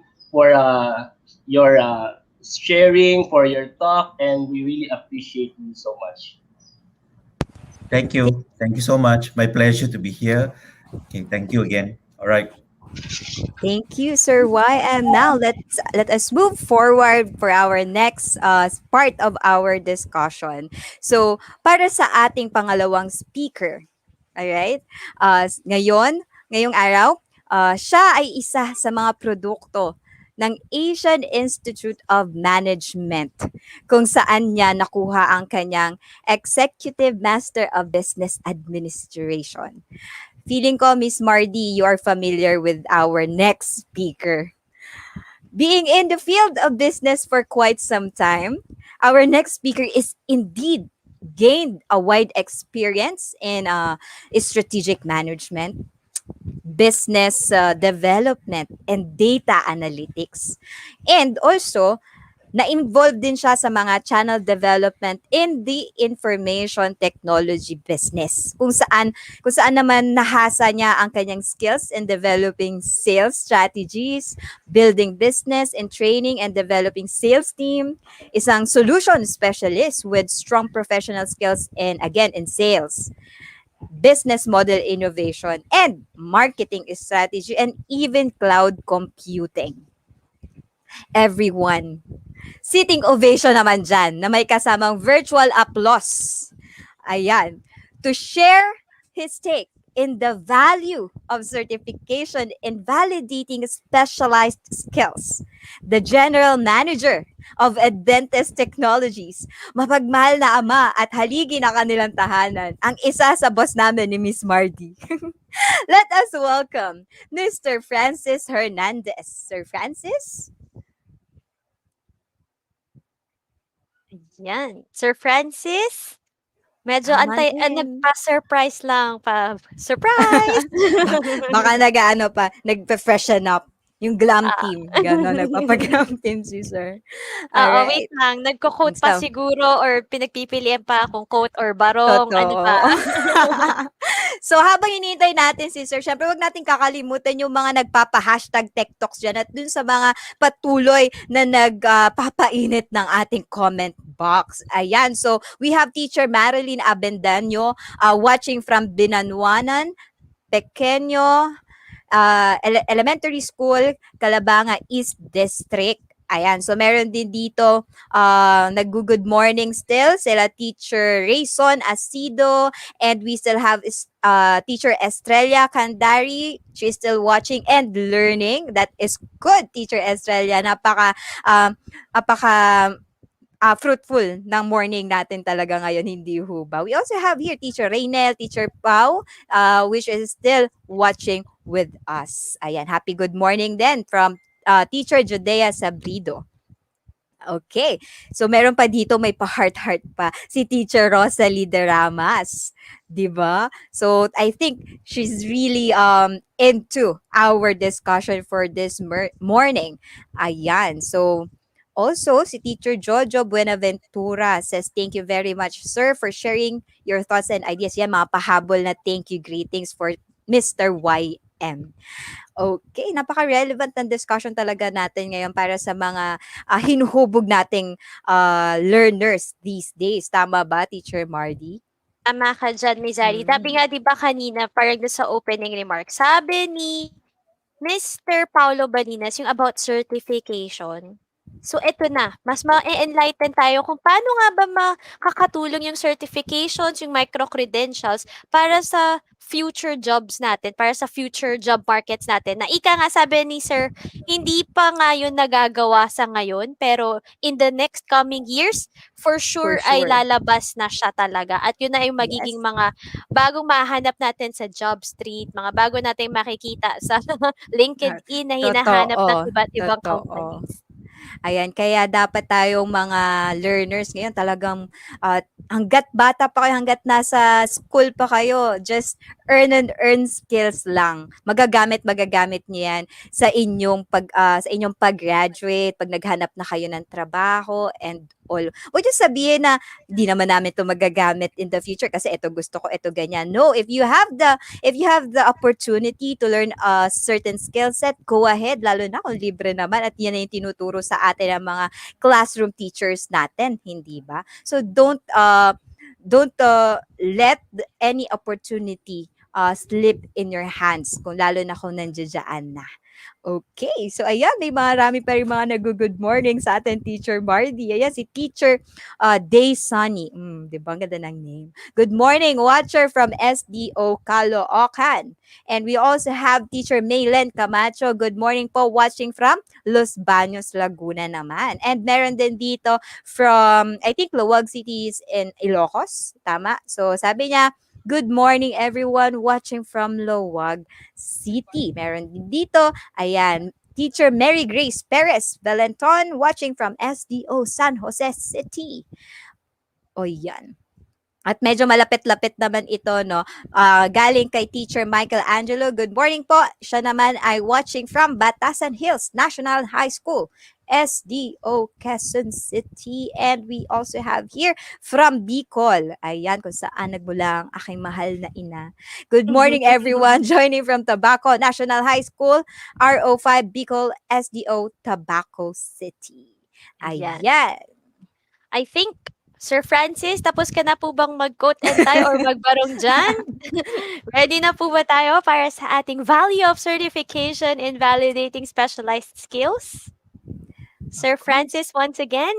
Nag-aabang na ang ating educators kasi alam ko parang talagang interesting ito lalo na sa ating educator. Ayun na si Sir Francis. Hi, sir. Hello, sir. Good morning po. Hello, Marty. Hey, Zari. Yes. Hi, Hi, everyone from sir. Hello. DepEd. Good morning. Can you hear me? My apologies. My connection is really bad this morning, and I'm really trying my best to really connect. No, so again, good morning, everyone, and we welcome you all, and thank you for listening this morning, especially to our friends from Microsoft, Mr. Paulo Balinas, and our invited guest speaker for this morning, Mr. Yuming Chin from Viventis Search Asia. Even myself, I was actually learning from the talk earlier, like what Paulo had mentioned about the value of certification. I think he made couple of uh, bits of information. Then earlier with Sir YM is more of your career path, no, building your career path, how to do it, no. So now I'd like to focus on the discussion pertaining on the value of certification, and at the same time, how will it help your professional career, either for the teachers or for the educators that's watching now, or the students, the senior high school graduates, or maybe the college graduates in the next um, coming years, no. So can on my next slide, okay, so I'd like to focus on specific concepts this morning. Okay, so first I'd like to ask the audience, okay, you can use your chat box. So what comes into your mind when you hear the word certification? Okay, so let me repeat, what comes into your mind when you hear the word certification? Okay, so please type on our chat box or comment box, and place your what comes into your mind. It could be a single word, a brief statement. What is certification to you? Okay, so what comes into your mind when you hear the word certification? Okay, so maybe some of our participants would think, Francis, Sir Francis, I think certification is something that you get if you attend a webinar, right? Or Sir Francis, I think a certification is somehow that you will earn after maybe watching a series of video, okay? Or maybe attending a physical event, you sit there for 2 hours, at the end of the session, you will get what you call certification, okay? So again, to define what is certification and to give you a brief understanding what is really certification and how it can help your career is on my next slide. Certification basically is a credential that you earn, okay, an industry recognized business, or maybe it is issued either by the state, by the locality or municipality, or maybe the national level or the country. Like in our case in the Philippines, the co-equivalent of certification in some ways is your licensure exam, no, if you're familiar with the PRC license. Okay, so that's what you call, in some sense that is a form of certification. So it basically validates your level of skill set. On my next slide, it could be certification varies in different forms, no. So number one, it could be a form of an assessment, okay, or maybe a type of revalida, or maybe a type of an online exam, or a type of a physical licensure exam, so which means you go to the specific specific site and you answer specific questions in series of days. I think for our local board exam, some board exam, depending on your course, depending on your depending on your line of forte. For example, you're a licensed professional teacher. If you would do so for example, you graduated as a teacher, then an education graduate, you will take, I believe it's called LET, okay? Then after passing the examination, you will become a licensed professional teacher. Same goes with the nursing students. If they finish their degree in college, then they are qualified. No? They are qualified as long as you provide the requirements of PRC. You can take the national board certificate for nurses, no? And same goes with other profession. Okay. Now, on my next slide, okay, I have a question here. Okay, and maybe some of you are thinking also, Sir Francis, why is certification important? What can it do to my career? What it can do to my plans? And how can it help me build my reputation, my professional career, at the same time my learning path? No, does it have any connection to those things that I've mentioned?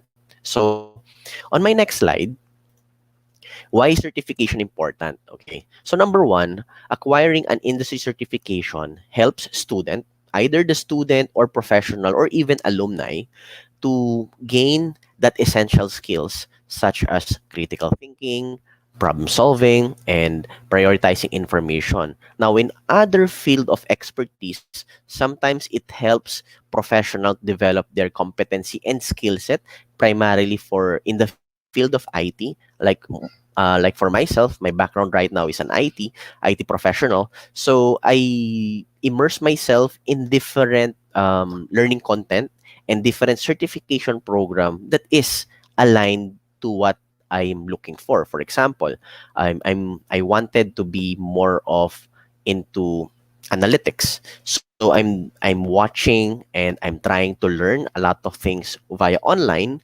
pertaining to analytics and data, no.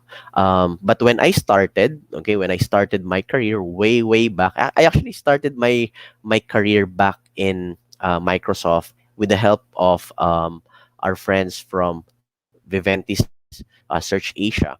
So with that, after my application with Viventis Search Asia, I was able to work at Microsoft Philippines. And working at Microsoft Philippines, what I've seen, okay, back then when I was working in a corporate, what I've seen is that most professionals are building their credential. Okay, it's either they take online classes, they participate in certification programs, or they gain experience through the years, no.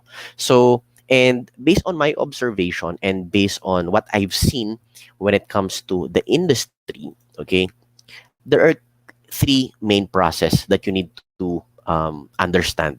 So on my next slide, so the three main process would be, it covers number one, learn, practice, and certify. Okay, so remember those process: learn, practice, certify. Okay, so those three main process is actually applicable to all aspects of learning and education. Okay, so on my next slide, so to put a better context when it comes to learn, practice, and certify process, so let's put it in a scenario of a student. Okay, learn, so you go to school and you study for X number of years. So that is what you call learn.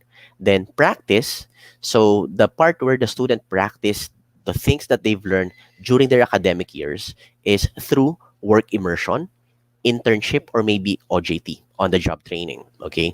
Then lastly, what is the certificate or the certify process? The certify process, it could be either in a form of revalida, okay, or an assessment exam that happens during our finals. Remember, during our finals, no, especially when you were in a student, whether in senior high school or in college, you have your final exam. So that is a form of certify. Then at the end of the program, after you graduate, you will earn what you call a diploma. You will get a diploma, then you have a degree. Okay, so then let's set another example. No? So, on a context of an educator and a teacher. No? On my next slide, so, following the same principle and process, learn, practice, and certify for a teacher context. So, learn, you study for X number of years for your education. For practice, you tend to do internship or OJT in different school to deliver your to deliver or to exercise no the things that you've learned during the academic years. Then the certify is in which you are taking what you call LET or LET, no, licensure or local board exam, licensure for educators. No, so you get to take the board exam. So again, they follow the same principle. Now, on my next slide, I'd like to highlight for working professionals. So these are the people who are currently working in the industry. Either you're a teacher, an educator, a professional, or IT, or any professional that maybe doesn't go through PRC. Because again, you can be considered a professional. We need to remove that notion of you only are considered a professional if you were able to pass a what you call a licensure exam or a board exam.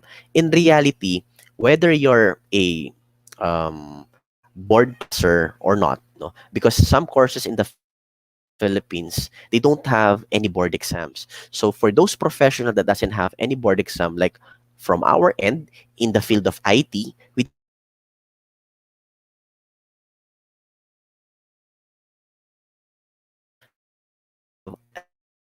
have that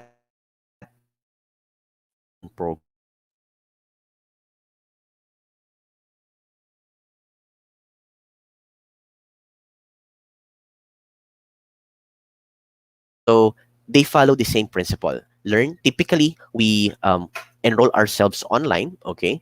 Either in Coursera, it could be LinkedIn Learning, or any other platform online in which we enroll ourselves. So in that scenario, we use any other platform online in which to immerse base exams. So these practice-based exams are taken also online or could be physical, in which we try to mimic the examination environment. No, now the certify, this is an online assessment that can be done anywhere, okay, or sometimes, especially pre-pandemic, it's being held in testing centers across the Philippines, or it could be done, especially now pandemic, what you call examination from home. So there's what you call examination from home.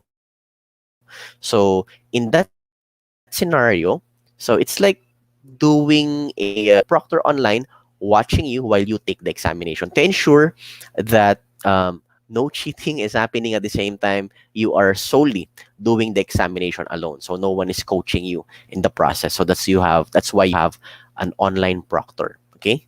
So now, I'd like to make some clarification and put some definition when it comes to certification and at the same time diploma. Sometimes kasi the diploma and certification, they tend to be compared to each other, but in reality, they are really different from each other, and there's um there's a process in taking both, no.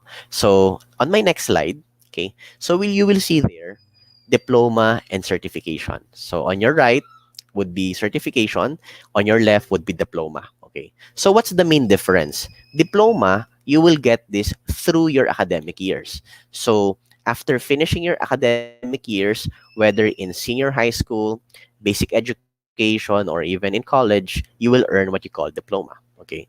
Now, after your academic years, no, after getting yourself enrolled in maybe in college or maybe in senior high school, after those academic years, you can take a program pertaining to certification. Okay, so you are typically it's being taken by practice after finishing your either senior high school or college. But some schools are trying to integrate certification within the academic years of the student. But again, it varies. Second, in terms of duration, diploma takes more time because again through academic years, for college typically it's 4 years or even 5 years or even 6 years. Now for other courses it even takes up to 10 years, no. But in terms of certification, it takes lesser time. No, with certification, you can finish it in 2 weeks' time, in 3 weeks' time, or even a month's time. Okay. Then for diploma, it's a completion of study. Okay, so it gives you a proof of completion of the study program. So for example, you're an engineer, so you will earn you earn a degree, and you will receive what you call diploma that validates or gives a proof that you really completed the program. Okay, so that is diploma. For certification, it's more of a validation of a specific skill set. So it pertains on the skill set. Okay, so don't mix it. Again, diploma, it's more of a completion of the study program. Okay, for certification, it's a validation of your skills. So later I'll be citing some examples. Okay. Now, on my next slide, okay, I'd like to throw in another question. Okay, so please, you can use our chat box or our comment box. No, how many graduates do we have on a yearly basis based on our current um, educational system?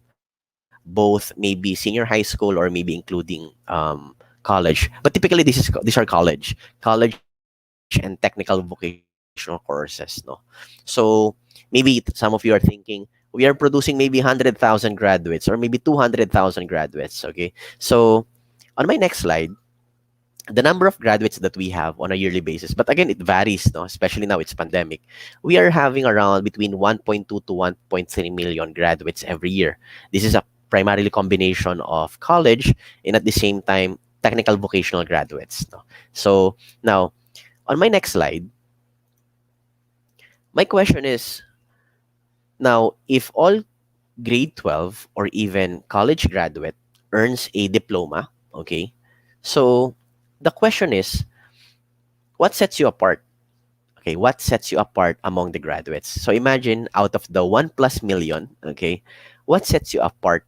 So for particularly for employers, if one employer would want to hire you, it's kind of challenging to really look for specific candidates because number one, all of them they have diploma, especially those people who were able to graduate their degree, no, or finish their degree, so they have a diploma. So the challenging part is how do we help? Okay, on my next slide, how do we actually help employers to give a better understanding or to match that right fit? Yung kaninang nabanggit ni Mr. Paulo Balinas is yung tinatawag na job matching, no? Coming from the academe and then transferring to the enterprise or corporate, no? So the question is, how do we help employers decide that you are the right fit, no? So I think this is really relevant for our upcoming graduates in the next coming months, no? So again, to give some context, no, what you can do is to either earn a or build a skill set or have that technical competency. Okay, again, earn that skill set or build that technical competency. Now, I'll teach you a process. Again, this process is a process more of I've witnessed in the industry, and I myself, I follow this process as well that could potentially help our upcoming graduates this year. Okay, so what are the steps? Okay, so first on my next slide, okay, so after finishing maybe senior high school or college is check for the available opportunity. No, because at the end of the day, it's not something that you finish college, then you step out of the classroom, then the job opportunity comes into you. No, it doesn't work that way. You need to look for the available job opportunity. Now, how do you make it happen? Either you check online, okay? And there are plenty of websites out there. You can go to jobstreet.com, you can go to JobsDB, or you can even go to the website of Viventis Search Asia, okay? Now, looking at on those websites, there are numerous job opportunities posted on those websites, okay? So, numerous number of job opportunity, okay? So, that's the step one.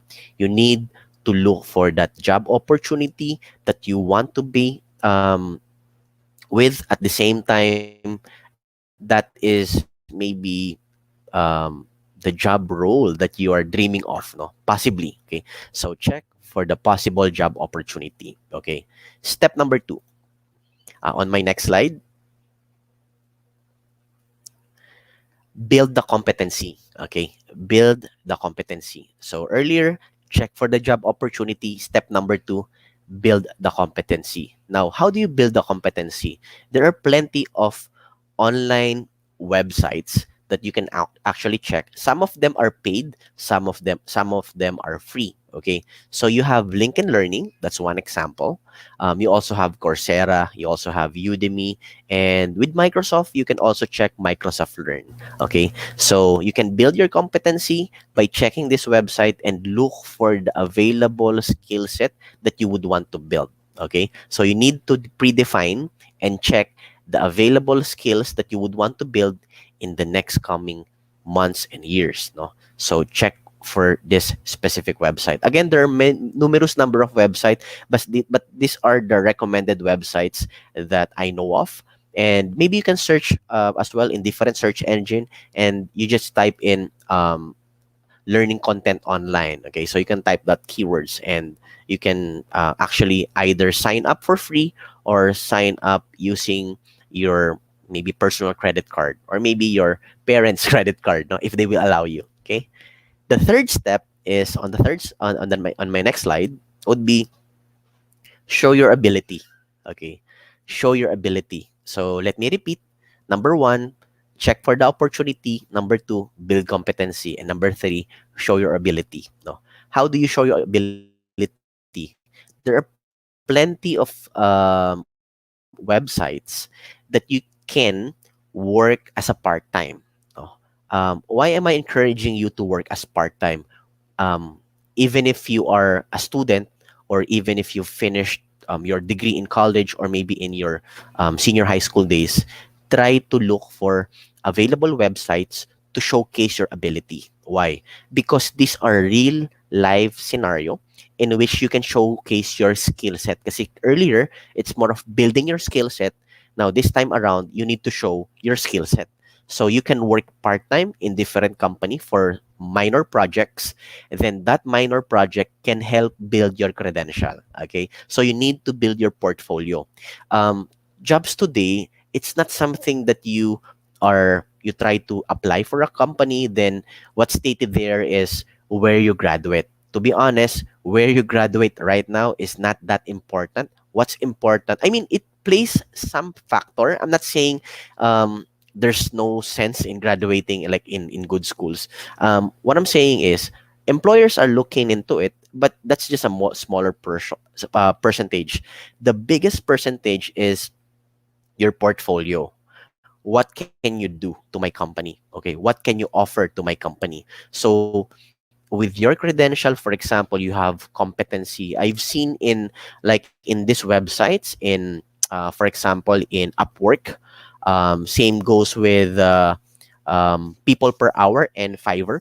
In these sets of company, you can work part-time online, and you can have numerous numbers of project. For example, you will see their project like they're asking for someone to develop website. So that could be one of your project, or maybe create a corporate presentation like a PowerPoint presentation. You can have those kinds of project, and you are being paid in dollars. No, so that's the beauty of it. You earn at the same time you are building your portfolio. Okay, so that's step number 3. Now on my next slide, step number 4. Okay, proof of capabilities. Okay, so let me repeat. Number 1, look for job opportunity or look for that opportunity. Number 2 is build your competency. Okay, 3 is show your ability, and number 4, proof of capabilities. So what do I mean by proof of capabilities? So you can take different programs online. Okay, so these are certification programs that you can take to at least validate your skill set. Okay, what do I mean? For example, you are in a job interview. It's hard, or even if it's kind of difficult to let your employer know that you are good at something. Because stating that you are like for example, this is common, no, especially to those applications that I've read numerous times, and same goes with during my corporate days. Whenever I see like a fresh grad, they put their competent in Microsoft Word, right? Or familiar with Windows operating system, okay? Or knowledgeable in Microsoft Excel, okay? Actually, those statement doesn't quantify your skill set. It doesn't have any means to measure your level of skill set. But these programs that you are seeing right now in front of your screen, like Microsoft Office Specialist, Microsoft Certified Educator, now communication, or I think English proficiency examination like IELTS, some would go to TOEFL. So depende on your preference. So these are the some of the proof of capabilities that you can take to highlight your capability.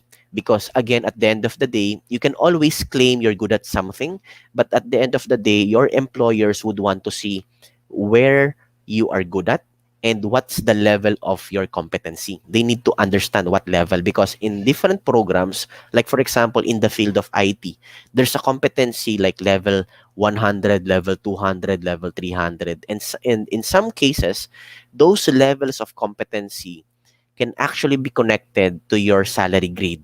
Okay?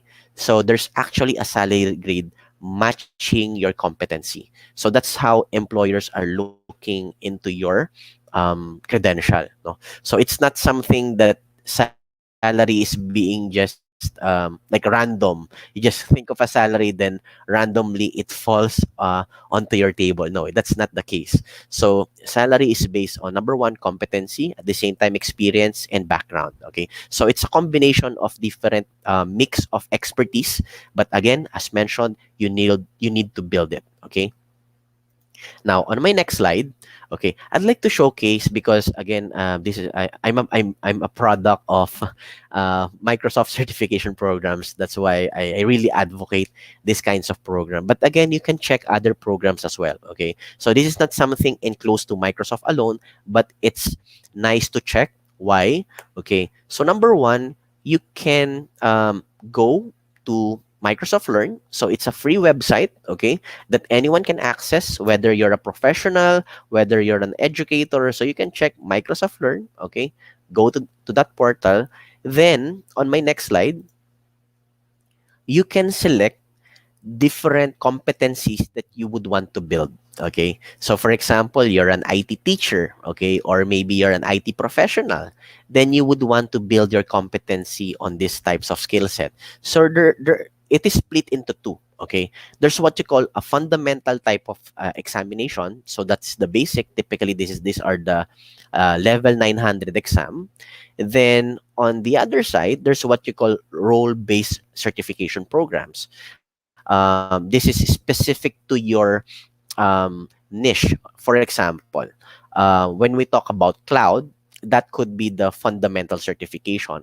But if you would want to be specific, no, to your role, like you could be an Azure administrator, you could be a Power Platform user. So again, those are the role-based certification programs. So typically, you start with the fundamental, building on the role-based certification program as you progress. No, it's like a promotion. You start first as an employee, then eventually you want to be a manager and a supervisor. Same goes with certification program. You can start with the fundamental, the most basic and essential competency that you can build, then moving to your role-based certification program. So that's how it works. On my next slide, in the field of certification, there are numerous number of certification program that you can check. Okay, so if you are a developer, there's a specific program for developers. If you're a data engineer, there's a specific program for data engineers. This is not something that you go to that portal and you randomly pick or get a specific program for yourself. No, so this is something that you need to think of. Try to create a pathway, okay, for yourself. pathway, this is more of a roadmap for yourself, no? So for example, on your first year, this is what you need to learn. On your second year, this is what you need to learn. On the fifth year, this is what you need to learn. So you need to set goals, you need to set objectives, and you need to create a roadmap for yourself. So para hindi po malito yung inyong career progression, okay? And para hindi kayo ma-derail when it comes to your career progression, okay? Then on my next slide, okay, on my next slide, so for example, you chose to work on Microsoft certification program.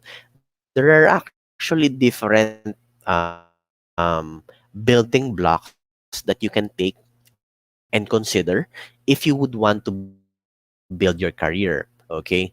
Why? Because number one, in building your career, it's not something that you think overnight. Then I want to take, as you do, as mentioned, look for the job opportunity. Okay, so you need to follow the steps.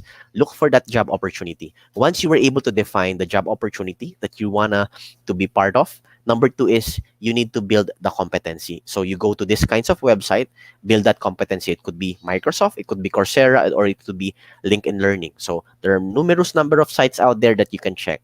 Number three is immerse yourself with showcasing your ability, and that would be Upwork, that could be Fiverr, and or that could be different websites for maybe freelance, no, or maybe part-time work. So for the meantime, you can do that while building your portfolio while you are a student, no, whether a senior high school student or even a college student. Okay. Then lastly, try to invest in certification, because again, certification comes with a cost. Okay, again, the cost might vary depending on the complexity of the program that you would want to enroll yourself.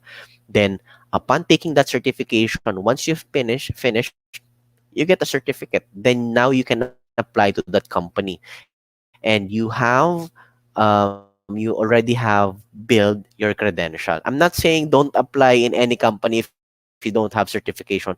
Don't get me wrong. What I'm saying is at least you have a good fighting chance, no? Because again, in every job role, in every job opportunity, it's not something that one job role and I mean 10 applicants will be hired immediately. No, that's not the case. So like for example, if you want to work in Microsoft Philippines, sometimes there's one specific job role in Microsoft Philippines and there are numerous number of applicants for that job opportunity. Okay, so for you to able to secure yourself for that job opportunity, so you need to build your competency so that employers could at least number one, recognize your resume, okay, or your resume or your credential, and number two, for you to be at least have that fighting edge, no, or at least that value proposition that employers would want to look into. Okay, and on my next slide, okay, on my next slide,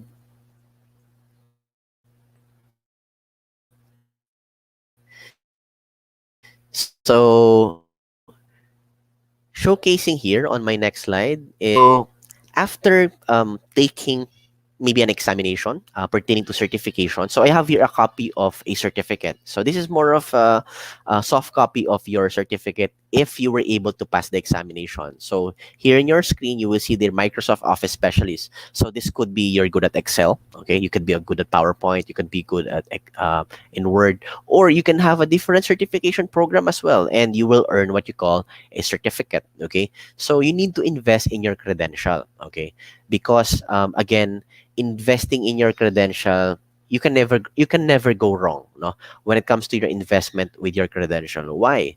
Because number one, the certificate that you are getting is a digital badge or a digital certificate that can be connected to your Facebook account or can be connected to your LinkedIn account. Preferably, I suggest LinkedIn.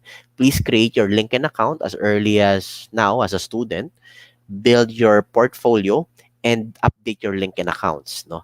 Then upon updating your LinkedIn account, if you took numerous number of certification program, you can actually connect your badges to your LinkedIn account. So employers, if they would want to check your credential, they can see your badges and certificate, and they can at least validate whether your certificate's legitimate or not, no? So it can be done by simply looking at your certificate, because there's a certificate number at the bottom part of your certificate. Typically, it's seen in the lower left corner of your certificate. There's actually a either a QR code or an alphanumeric code that any employers can just type it online in specific websites to validate whether you really passed the examination or not. No, so that's a form of like check and balance, especially for employers. Particularly if your employers are from overseas, they would want to really validate that. Now, on my last slide, okay, so I have here a quotation, okay, a quote coming from Benjamin Franklin, no. Because again, certification, it's a form of education, no, but in a shorter period of time. Okay, so according to Benjamin Franklin, okay, an investment in education always pays the highest returns, no. So again, with that, I thank you for listening this morning, and I do hope I was able to impart knowledge when it comes to certification, its value, and the step by step that you can take, especially for our upcoming graduates this academic school year. And I do hope I was able to encourage teacher to guide their student as they progress after their academic years. Okay, so with that, thank you.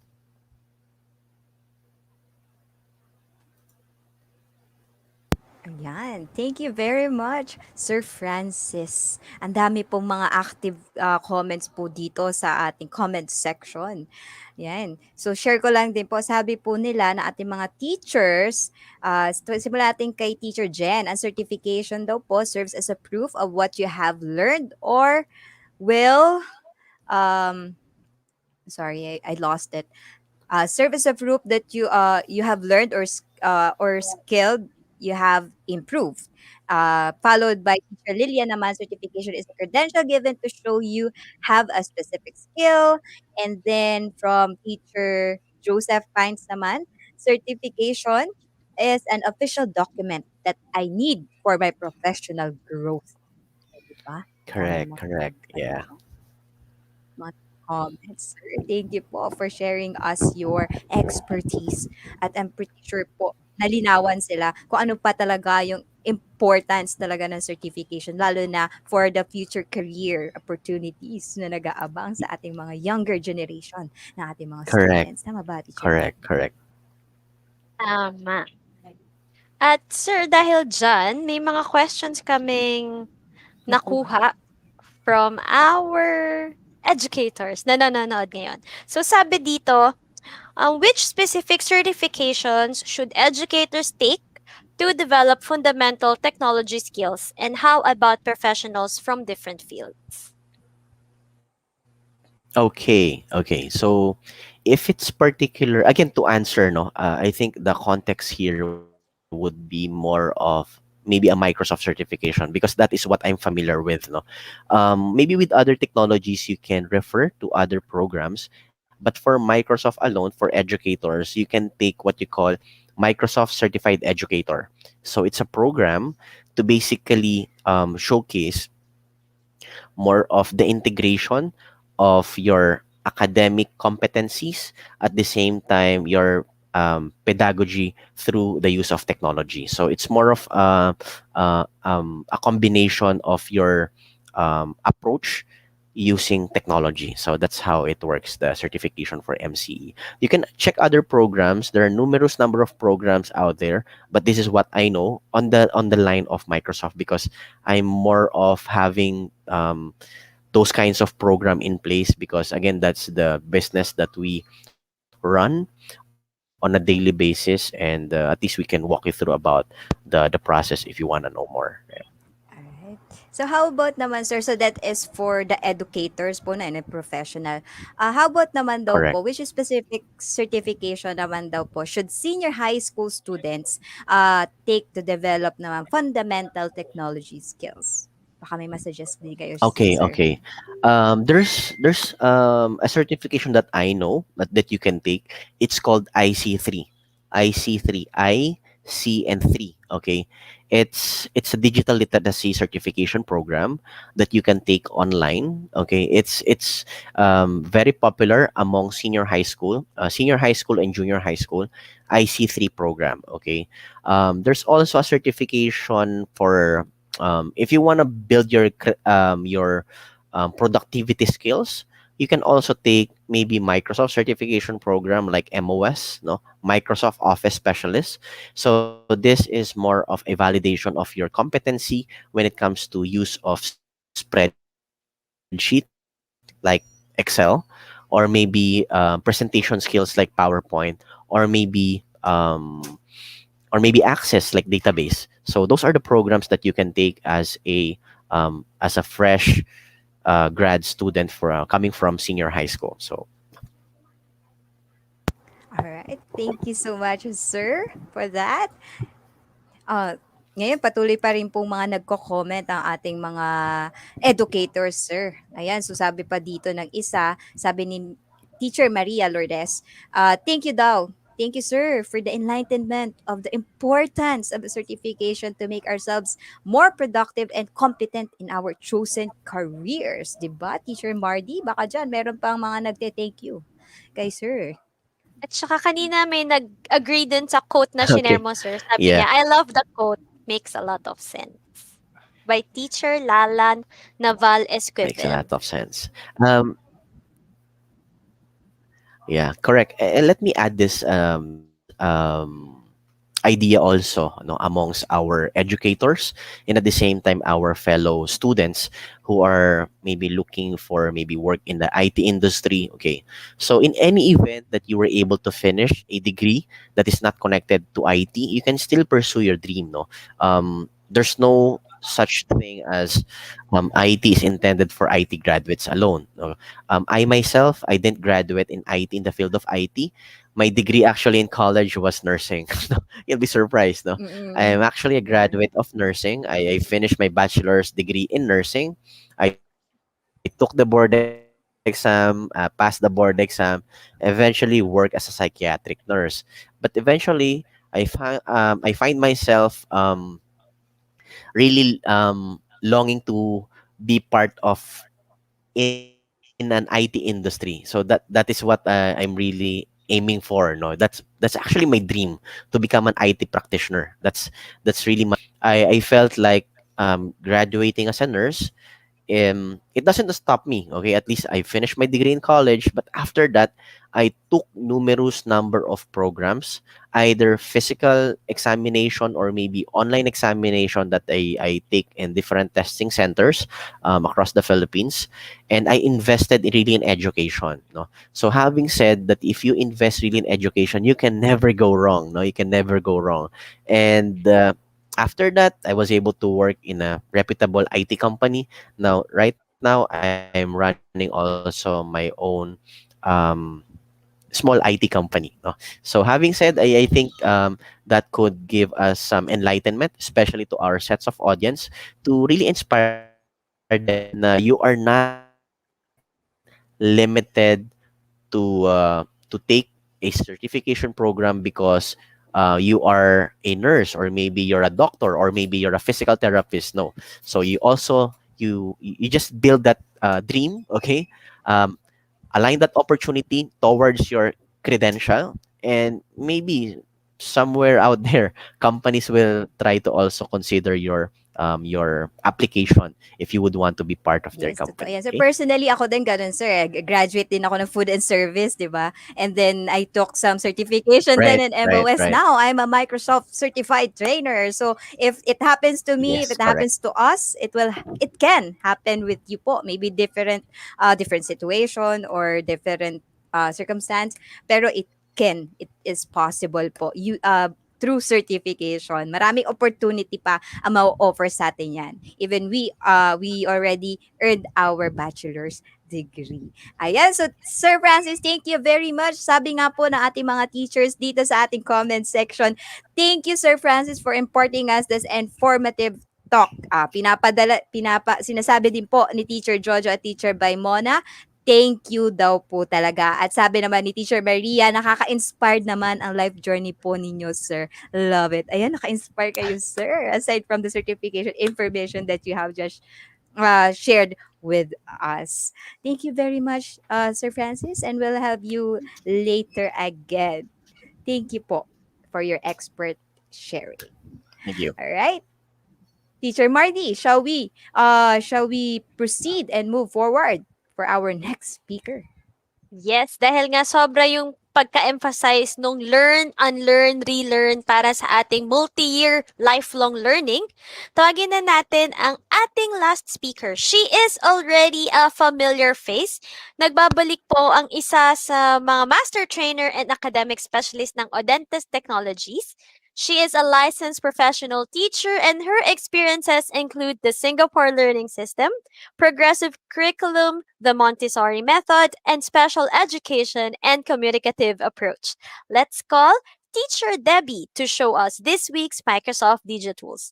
Teacher Teacher Debbie. Hello, good morning. Happy weekend, teachers. Hi, Teacher Marty. Hi, Teacher Zari. Hello, good morning. po. Before we start, we just like to ask, ano po ba ang ating Digitools for this Saturday event?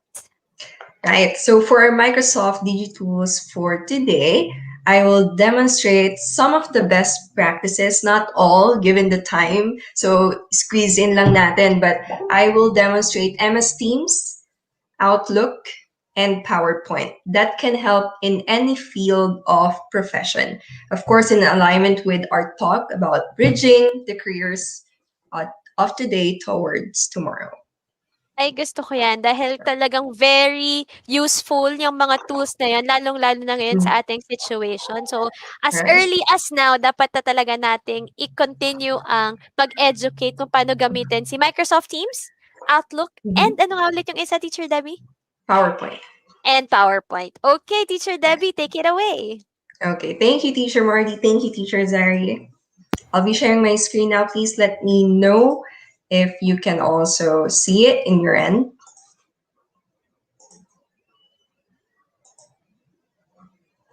Can you see my screen? All good. Okay, so for the first part, I'll show Microsoft Teams and Outlook when we're using it together. So if you're using this Teams, Outlook at the same time, I'm sure a few tips. Please follow along. Given the time now, I have to do it in a quick phase, so bear with me again. And for the first part, I will add online meetings to all meetings. How are we going to do that? So for example, I'm setting up a meeting right now. I'm setting up a meeting with someone and we want to meet on Teams. Of course, it's pretty easy to insert Teams into any meeting. I can just go up here in Teams meeting to insert all the meeting details. But sometimes I forget to do that, or we forget to do that, and that's okay. Let Outlook remember for us. Here, I'll minimize this message. And I'm on my Outlook now. So open your Outlook and go to your calendar. Okay. Right click on the given time. You can choose to do so. Right now, I'm just going to demonstrate. Right click.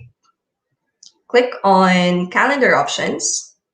And you'll see here, add online meeting to all meetings.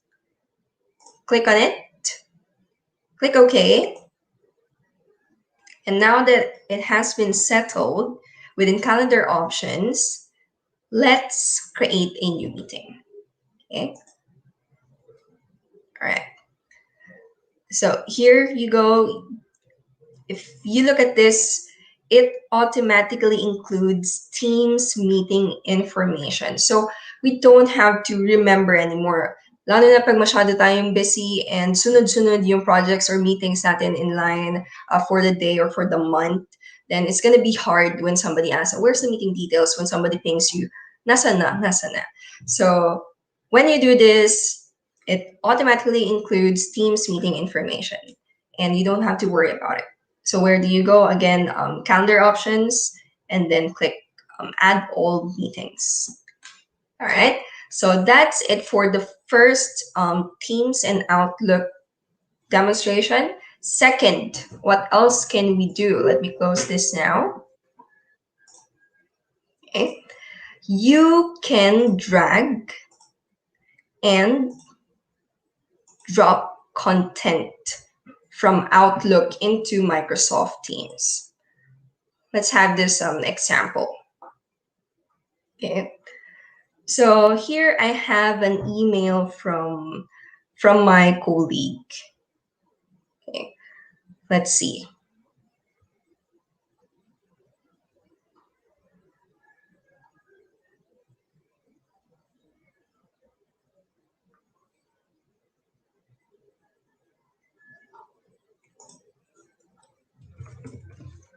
Let's search for it. And here you go. I have an email from my colleague and my attachment siya. So it looks like I just received my certificate of appreciation from DepEd. And I want to make sure that the rest of my class, my students, knows about this to maybe have them watch the Tech Talk to get valuable insights. Because whenever we do this Tech Talks, we get a lot of insights from our speakers, and helpful yun, hindi lang sa educators, but for the students. So I'll take this attachment. Okay. Punta muna tayo sa Teams. So open the Teams that you want. For example, I have Homeroom. And then don't forget to click New Conversation before you drag and drop. Going back to Outlook Mail, take the attachment, drop the file here. Okay, and this will upload the message. And now I can share it with the channel, with my students. And what else? We can also drag and drop this attachment over here. So Files tab, when you go to General, and there's a File tab right here. I can also do that, okay, because this will place it into the Files view. Drag and drop. Okay, uploading. And there you go, we see it. So as an added tip, if you want to make sure everyone notices the file, here I can hover in the ellipsis, show actions, and I can pin it to top. Okay. Now, none of my students will miss that. None of the people you want to show it to will miss your posting or your file. So that's how you can drag and drop attachments from Microsoft Outlook to Microsoft Teams. Third, you can even, let me close my Teams, you can even check your email directly within Teams. Okay, how do we do that? Within Teams, click on the top tab icon. So for example, here, General. Okay. Sorry. Okay. Here we can click Add a tab. There. And go to the one called Website. For the tab name, I'll call it Website, because what we're going to do is connect Outlook email within Teams. And you can also search it. Then this will open a prompt. And for the tab name, I'll type, let's say, email. Easier to understand. And for the URL, type in outlook.office.com.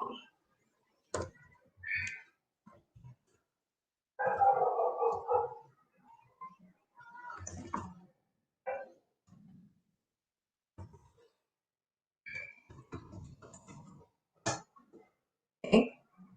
And click Save. All right. When you're done with that, you'll see that the email tab is added within your channel, and your inbox, your Outlook email or inbox has been added.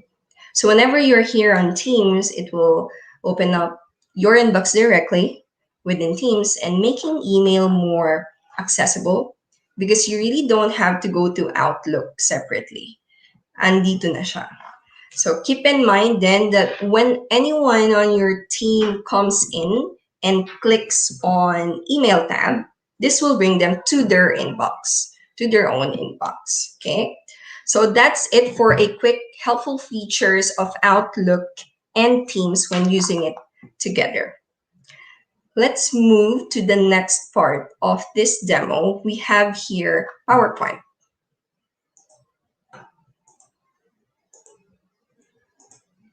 All right.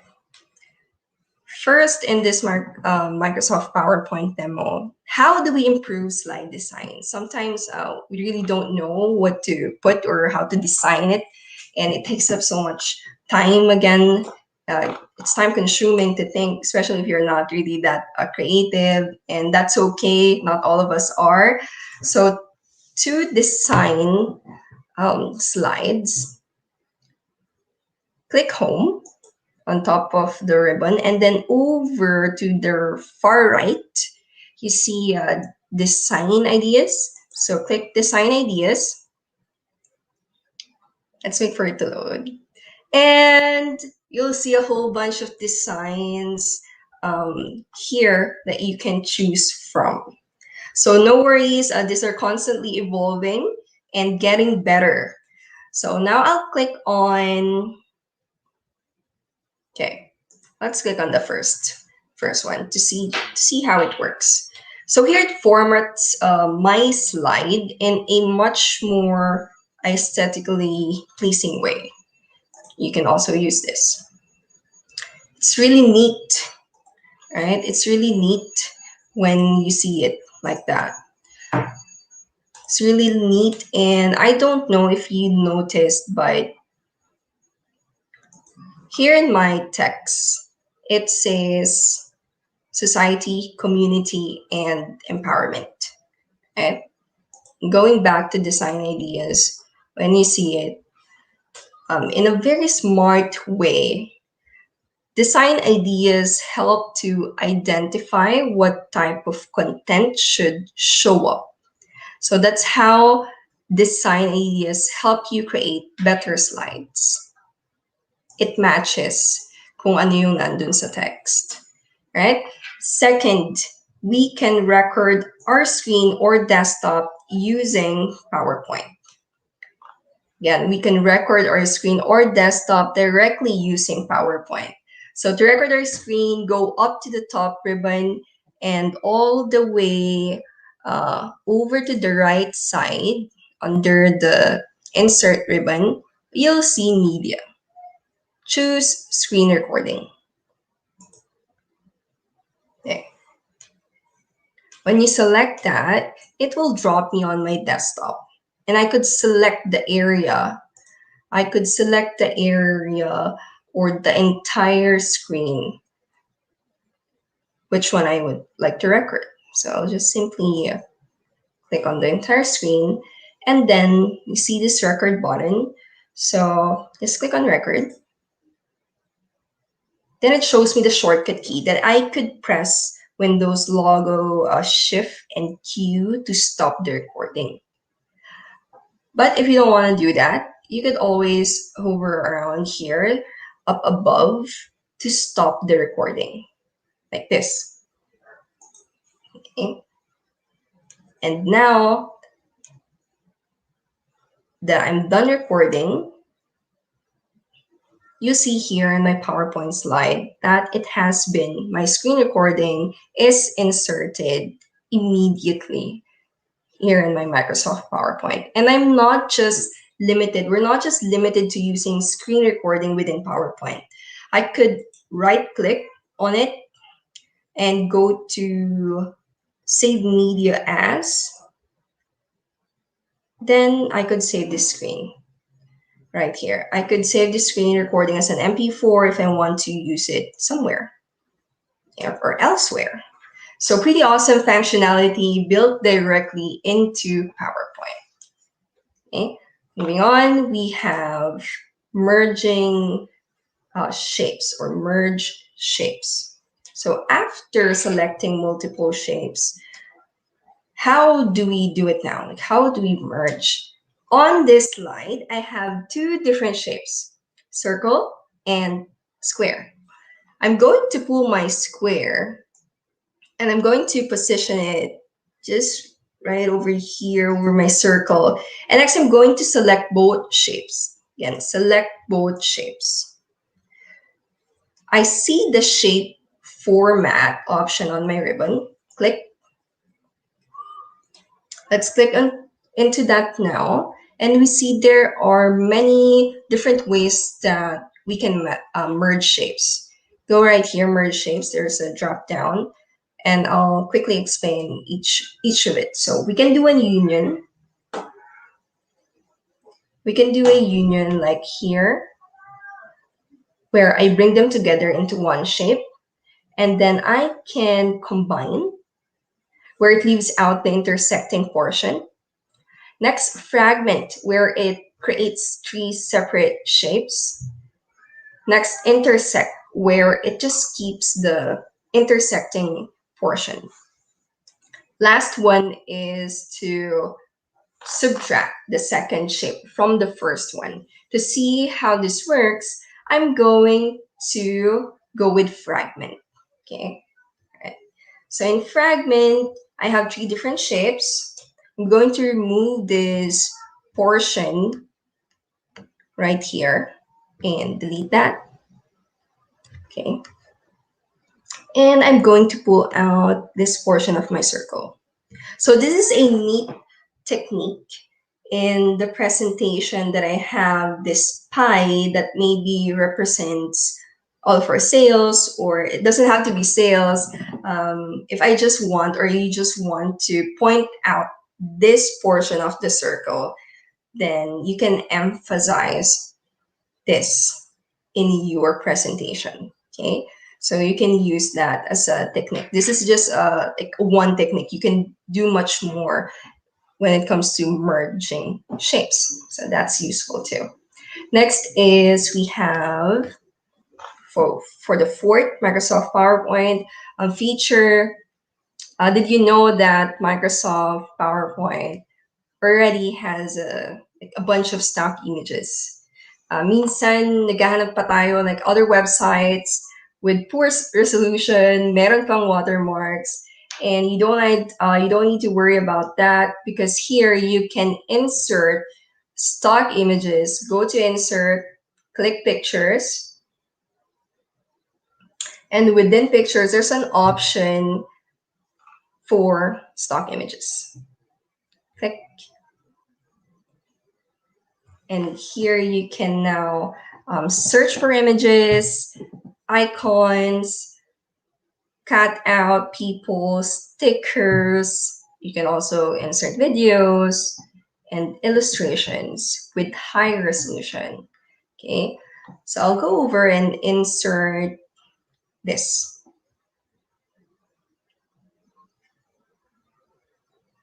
Okay, let's wait for it to download. Okay, and now we see it right here.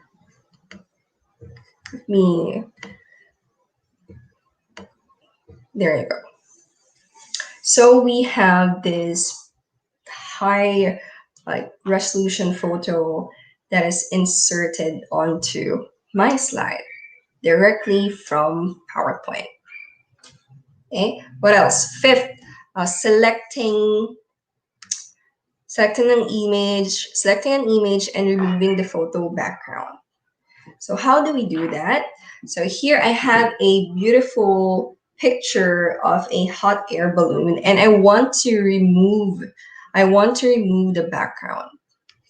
So select the photo and go to picture format. Up here, picture format. Far left, you'll see remove background. So click on that option to remove the background, and of course mark areas to remove. As you can see, yung the purple area, na-touch on yun ng PowerPoint. They already know that that's the area to be removed. But we can still see little spaces that needs to be removed, of course. So click Mark Areas to Remove. And then I could just highlight this section of the image, okay, that I wanted to remove, like that.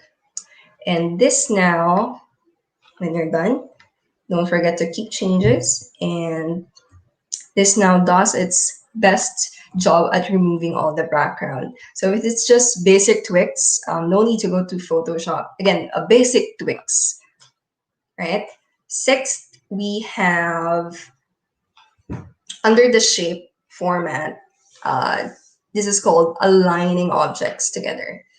Example, you're in a hurry and you need to finish a presentation, but you have a lot of objects, you have a lot of images inside your presentation that you inserted, and you want to align it, you want to align everything.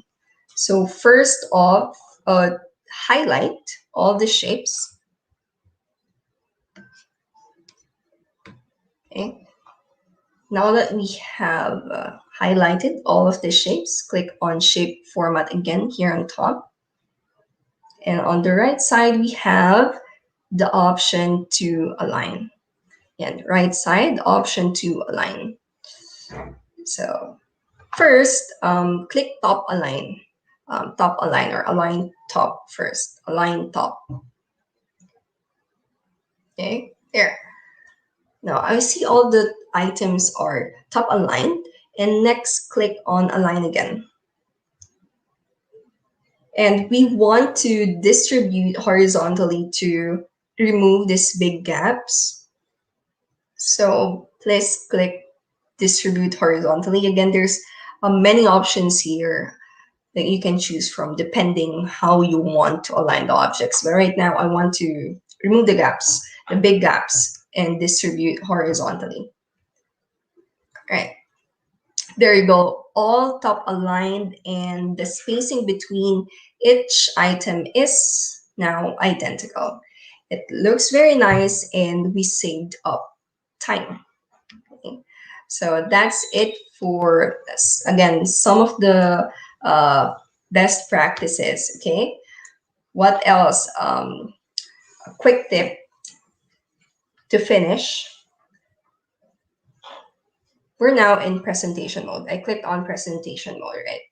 So if you press Fn plus F1 key, again, press Fn plus F1 key, nasa presentation mode ka na, because of course that what we're doing, you're going to present the slide. So here's the presentation mode. And this will show you all the different shortcuts that you can use when you're presenting in PowerPoint. You can take a look through all this and see which ones, which will be most valuable to you as a presenter, because we have different techniques. So there you go. But for this, just an example, I'll show you if you press B. Okay, if you press B, okay, going back, you press B, it doesn't show. Okay, I'm sorry, there's a technical problem. Let me do it again. Press 1. Let's try CTRL-I.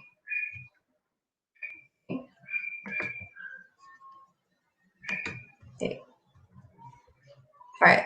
So let me start on that. Sorry. For CTRL-I, my pointer became a highlighter. Okay. And then CTRL-L could bring up a laser pointer when you're presenting. CTRL-P for pen, it becomes a pen and you can annotate. Okay. Let's try again pressing B. There you go. Good thing it worked. So press B, it blocks and blocks the screen in case of emergencies that you wanna or you need to black out the screen when presenting, and press W to change the slide to white. Okay, so those are just few of the examples. There's a lot more that you can see when you press F and plus F1 key. So there are all of these different tools that we have while presenting, depending on you na lang as a presenter. Okay, so that's it. I'll close the presentation mode and stop sharing my screen. So, all right, so there's many more that you can, there's many more in Microsoft. This is just, let me stop sharing. Okay. Ayan. Thank you, Teacher Sorry. Debbie. Hello. Thank you. Ayan. Did I stop sharing now?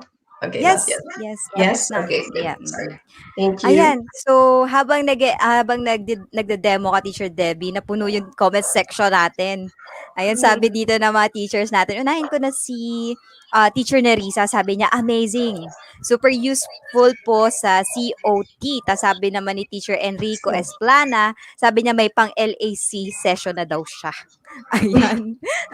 And then, meron din dito si Teacher Marilu, sabi naman niya, wow, I only know super basic about PowerPoint, but now I'm very delighted to know more about how I could explore the vast content of PowerPoint application. Thank you so much, Ma'am Debbie. Kayo po ba dyan, Teacher Mardy? Meron po ba na Oo, na-miss out? meron. Ito naman kay Teacher Christine Bacordo. Hashtag TechTalk MS PowerPoint demo is very helpful nowadays in teaching. Thank you, Teacher Deb. I especially like the merge shape. I can use it in my math subject lessons. At ito pa, meron pa ulit. From Miss Teacher Maria Rosario. Teacher Debbie, how to be you po? Ang galing. Thanks for the tips. How to be you nga po, Miss Deb. Teacher Deb. Oo nga. What's the secret, Teacher What the Debbie? secret? At ito pa, meron pa galing kay Teacher Annette Salonga. Thank you so much, Teacher Debbie. It is now easier to make PowerPoint that I can use for my online class. I am a grade 1 teacher and I need to be creative for the learners to pay more attention, especially maikli attention span nila. Mas makulay, mas masaya. Salamat talaga yung sa remove background. Natutunan ko din sa wakas. Thank you talaga. O, di ba? May pahabol din si Teacher Lala. Sabi niya, wow, dami ko natutunan. Natutunang bago. Salamat. O, di ba? Salamat. Salamat. Ayan, so teachers, ang dami ninyo talaga matututunan kay Teacher Debbie. At hindi lang po ito yung pang ilan na ba to, Teacher Debbie? Third time? Second time? Second time. Hindi lang ito yung second time. At marami pa pong susunod na digitals session si Teacher Debbie. So, if I were you teachers, every Saturday, abangan nyo na si Teacher Debbie. Mukhang nangangamoy fans club na to, Teacher Mardy. Oo nga eh. Debbinatics na to. Debbinatics. Debified, ganyan. Hashtag Debified. O, diba? Oo, hashtag Debified nga dyan, teachers.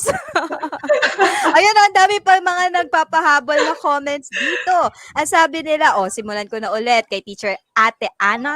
May screen recording din pala talaga ang PowerPoint. Now ko lang nalaman. Thank you for sharing. O, di ba? Ang dami yung nadidiscover dito. Mga teachers, mga nandyan na pala. Tapos hindi nyo alam, meron pala talaga si Microsoft at si PowerPoint. Bigla ko lang naisip, no, Teacher Zari, nasa harap mo na, pero kung saan ka pa tumitingin.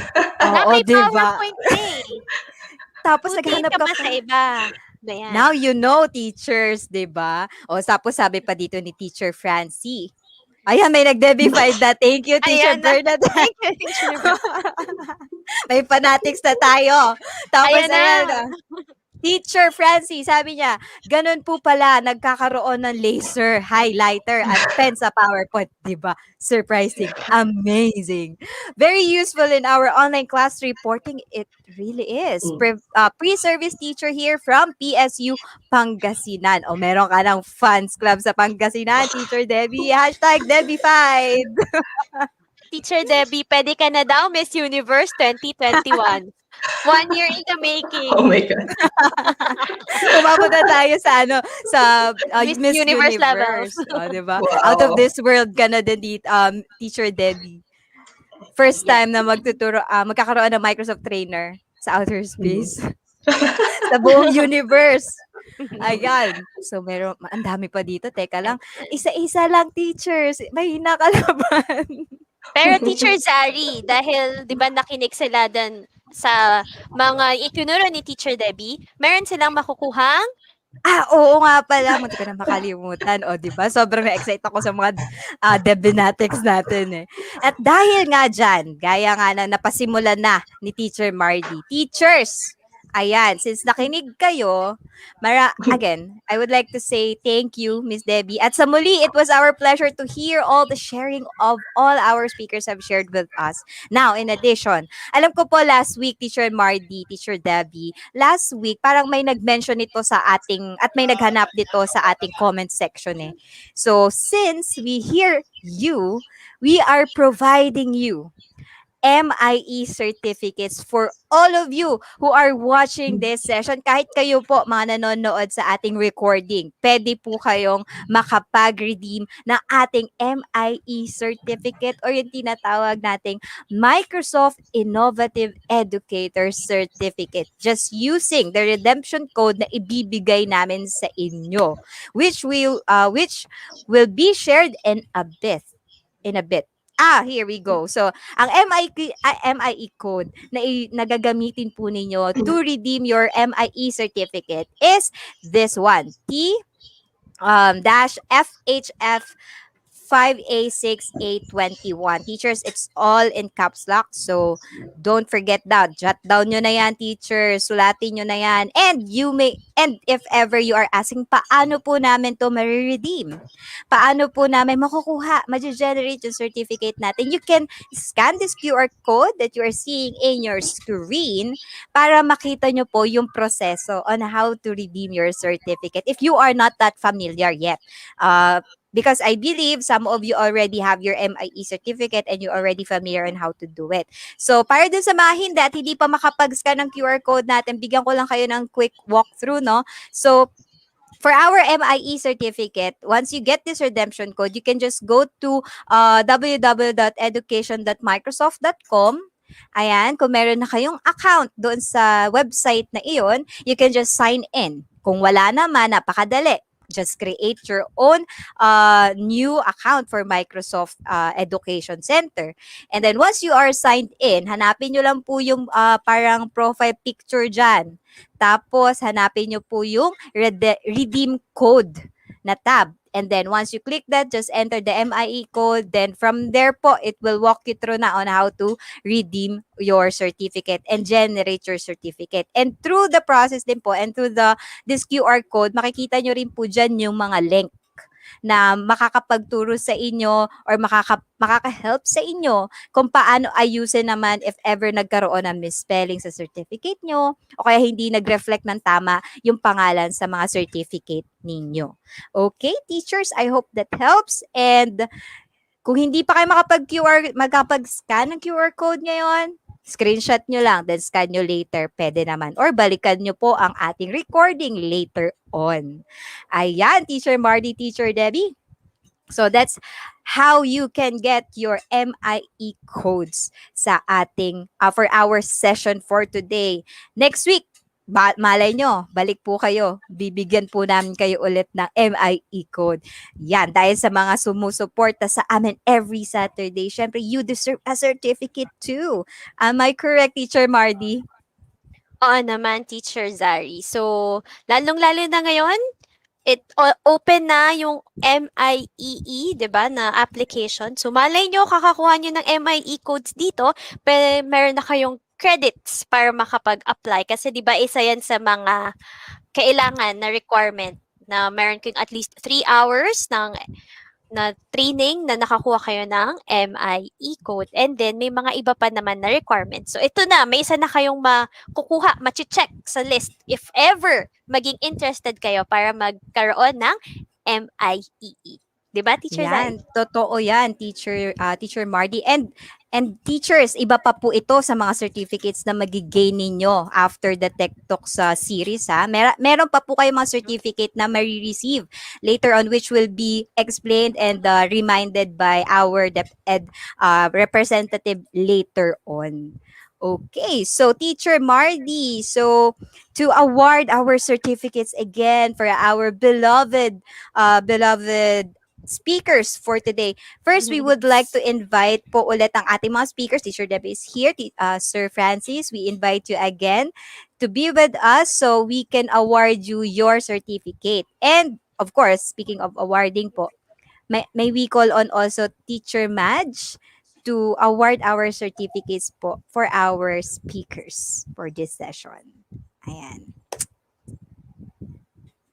Welcome back, Sir Francis. Ayan.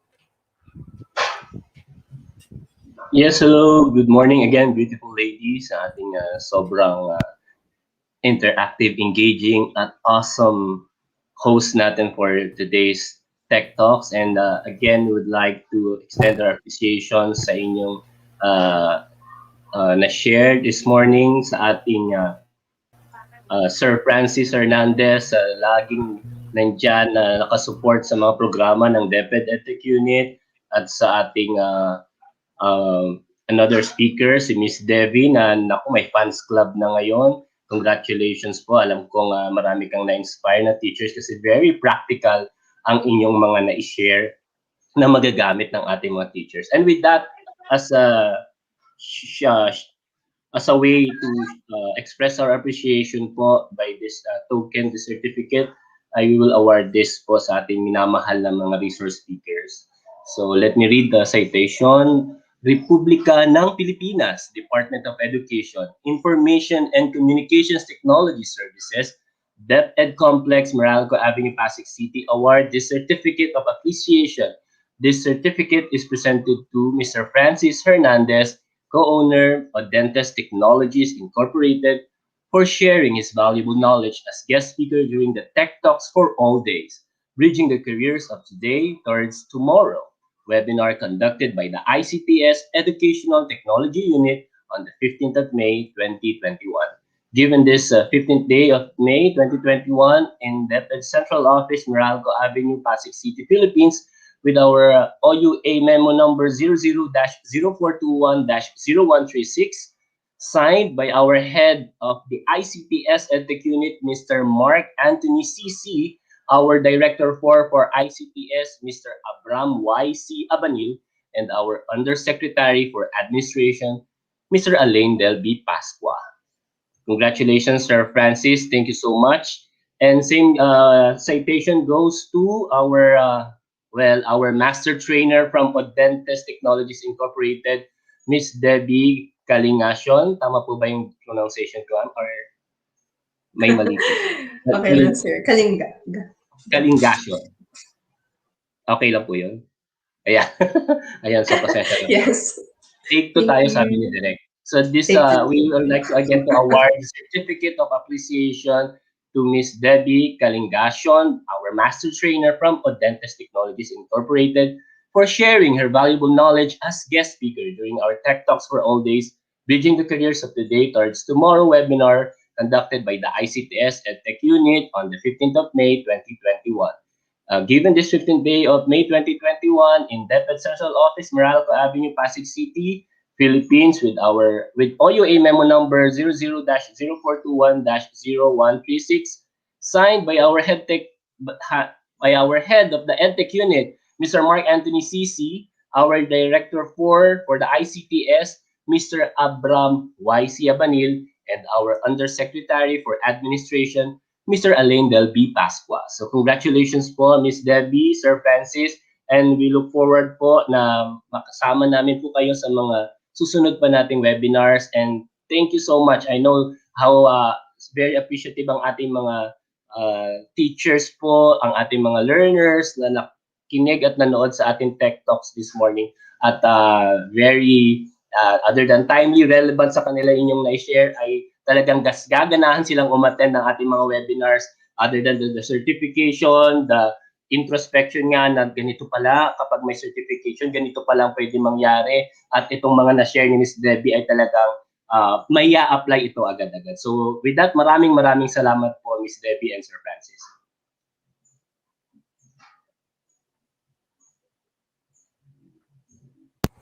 Okay, I think Teacher Mardy, you're on mute. Thank you then, Sir Madge, for this certificate of appreciation. So thank you very much po sa ating DepEd partners. Sir Francis, do you have any po last words before we end our session this morning? Okay. So the last words would be again, thank you for attending our morning session together with DepEd and Microsoft and our guest speakers, especially Mr. Paulo Balinas and Mr. Yuming Chin of Viventis Search Asia. We'd like to thank them as well, and again to inspire our teachers and our upcoming graduates this school year.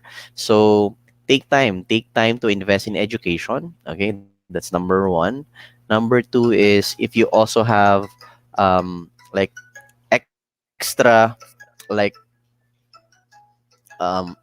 sorry also if you have extra or spare budget, maybe you can also allocate it for certification. Thank you, and that's all from my end. How about you, Teacher Debbie?